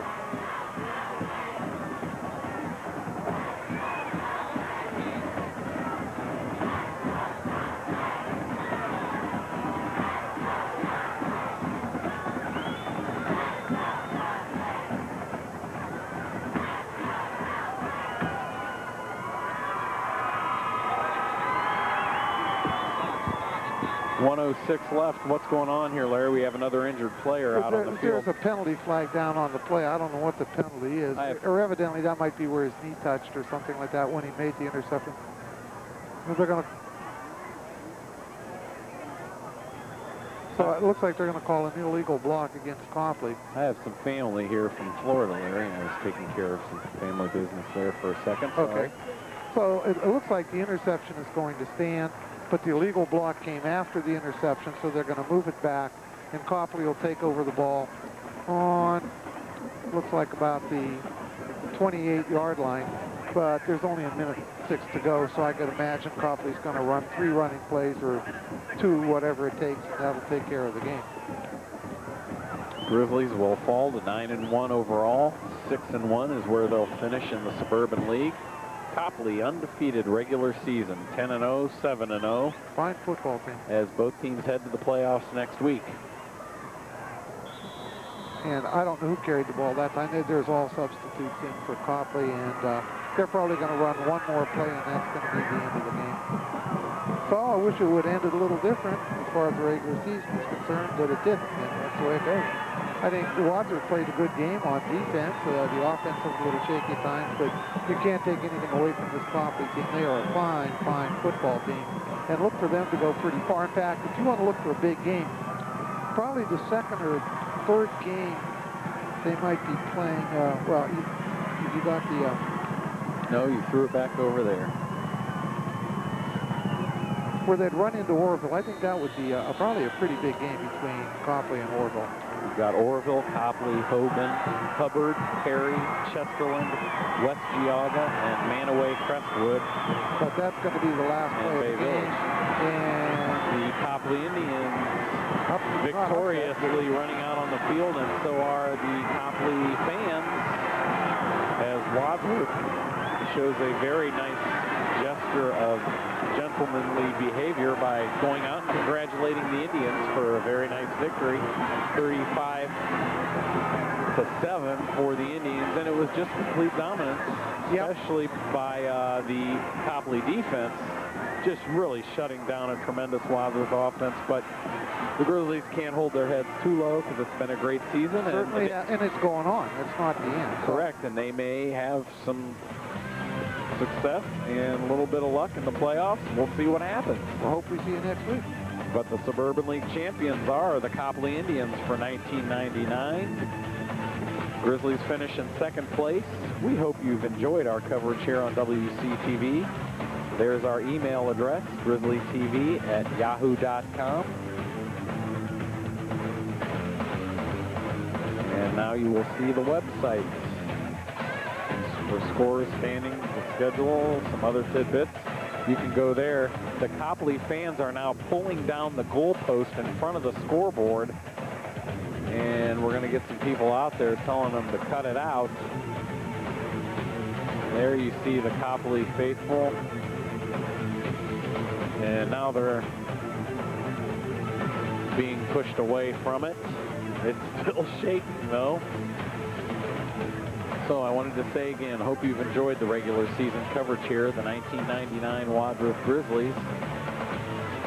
We will try to keep you informed on WCTV as to the coverage of the playoffs.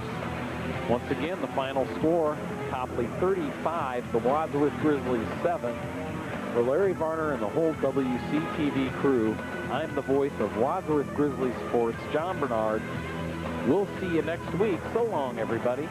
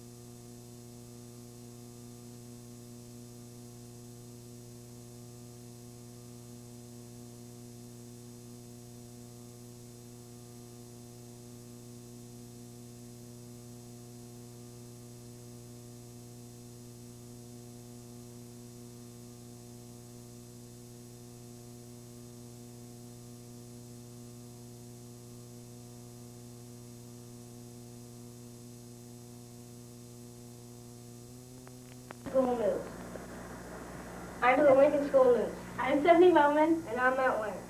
Colorado has a new national park. They've had the park since last Thursday. National Park is the first new park in 5 years. The park was the Black Canyon, which is now Gunnington National Park. The park covers 30,000 acres, and the canyon is 2,900 feet deep and only 40 feet wide at its narrowest point. It's called the Black Canyon because sunlight only reaches the canyon bottom for only an hour a day. Homeless people looking for a place to sleep in New York City shelters will have to work for it under a policy beginning this winter. New York is believed to be the only major U.S. city to impose a work for shelter requirements. New York operates the largest, most comprehensive shelter system in the nation for a homeless population. It estimates at 23,000. Second graders in New York got a little shake-up while they were riding a bus to a pumpkin patch when a dump truck collided with the bus and injured 51 children and adults. When the bus entered the intersection, a dump truck smacked into it, causing it to turn a 180 and roll to a stop in the grass about 500 feet from the point of impact. The truck was traveling at 55 miles an hour and the bus at 30. No charges have been filed. Health officials warn that obesity looms as a serious health threat in the United States. Numbers grew from 14.9% in 1991 to 19.5% in 1998. Obesity is an issue for the next millennium. Americans are bombarded every day with warnings about limited exercise habits and the dangers of excessive eating, but most are failing to put together an effective weight loss lifestyle. In Columbus, people could lease new cars for less than it would cost to build a rail transit. This was reported by a public policy group on October 18th. This means that you could lease a brand new Chrysler for less than $241, which is the cost per rider for rail transportation. The Kroger Company, the nation's largest supermarket operator, is increasing its use of self-checkout scanning systems. The Cincinnati-based company has been using the systems in about 2,200 selective stores since 1995. The company plans to install about 200 more of the systems. Kroger officials said self-checkout systems help cut the cost and help customers check groceries more efficiently. Customers still will have the option of using traditional checkout lanes. The city of Talmadge has never seen anything like it, nor has anywhere else. A 7th grader named Ryan Jordan has a room full of everything possible on the president. He can also name the presidents in order or backwards in less than 60 seconds, says his father who timed him. Wadsworth officials hope to build support for bond issue and operating levy for the library addition. The new addition would open by spring 2001 if the measures pass. Library trustees began discussing an expansion in 1996 after a decade of steady growth in library use. Plans call for a 12,000 square foot addition and 35 parking spaces to be built on the site of the parking lot for the main library. The addition would allow the local history department to be moved out of the library basement. It would also provide space for a larger children's area, a personal computer room, a young adult area, and a meeting room that could be used by local groups after library hours. Richmond, a Wadsworth-based chain of 8 pharmacies, has developed a new plan that should allow the store to thrive. The newly designed stores will carry more nutritional supplements and alternative medicines and contain space to hold classes on health-related topics. And now over to John Tomko with sports. Hey, Grizzly fans, have you caught the spirit yet? Our very own varsity football team will take on the Copley Indians Friday night at 7:30 at Artwright Stadium. Come cheer on our undefeated team to an undefeated season. On the Cleveland Browns side of sports, well, they're still winless, but things are looking up. On Sunday, they will play the New Orleans Saints. It is reported that if the Saints lose to the Browns, he'll retire from coaching. A sad story from the golf world. Pro golfer Payne Stewart was killed in a mysterious crash of his Learjet on Monday. The plane was taking the golfer to a tournament in Texas, but something happened to the plane before it got out of Florida that made it fly on autopilot until it ran out of gas and crashed in a field in Neenah, South Dakota. The investigation will reportedly take months to find out exactly what happened. Payne had a wife and 2 children. The New York Yankees won the 1999 World Series. They led 3 games to 0, and clinched the title last night, beating the Atlanta Braves 4-1. This makes back-to-back World Series titles for the Yankees. Now to Beth for weather. Hi, I'm Beth Bianco with your Wadsworth weather. 2 words describe weather for today and the weekend. Indian summer. We'll see sunny skies and warm temperatures for the next 3 or 4 days. Today will be sunny with a high in the mid-60s. Friday will be sunny with a high around 70 degrees. The weather should be great for Friday night Grizzly final game against Copley. Saturday will be a carbon copy of Friday, maybe even a little warmer with a high temperature in the low 70s. Sunday will be partly cloudy with a high temperature in the upper 60s. If we're lucky, it should be dry for trick-or-treat Sunday evening. Hopefully the scattered showers will hold off until Monday, when a cold front will bring us some rain and cooler temperatures. Monday's high will only be about 54 degrees. Have a great weekend. Get out and enjoy the beautiful weather, and have a happy Halloween. Let's see what fun things Corbin's got planned for us. Here's Corbin. Hi, I'm Corbin Frazee. Each year, Lincoln has a pumpkin decorating contest. This allows students to decorate their pumpkins however they want, except no carving. Then they are inked. Some of the winners were Warren Bates, he did a Grizzlies fan, Dana Forrest, 30 Blind Mice, Aaron Conley, Andrew Gibson, Allison Polija, Beth Bianco, and Sadie Cosma. Happy Halloween. Joining us for the Lincoln School News. And that's the way it is. Go Grizzlies! Beat the Copley Indians. W.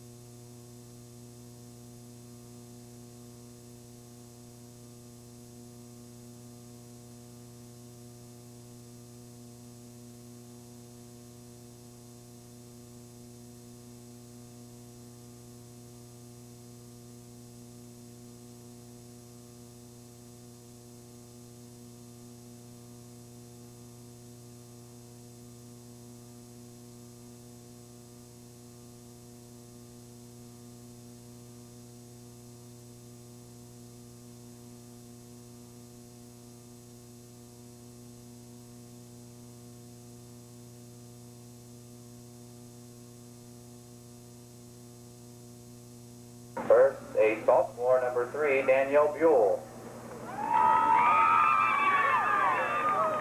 A senior, number 4, Aubrey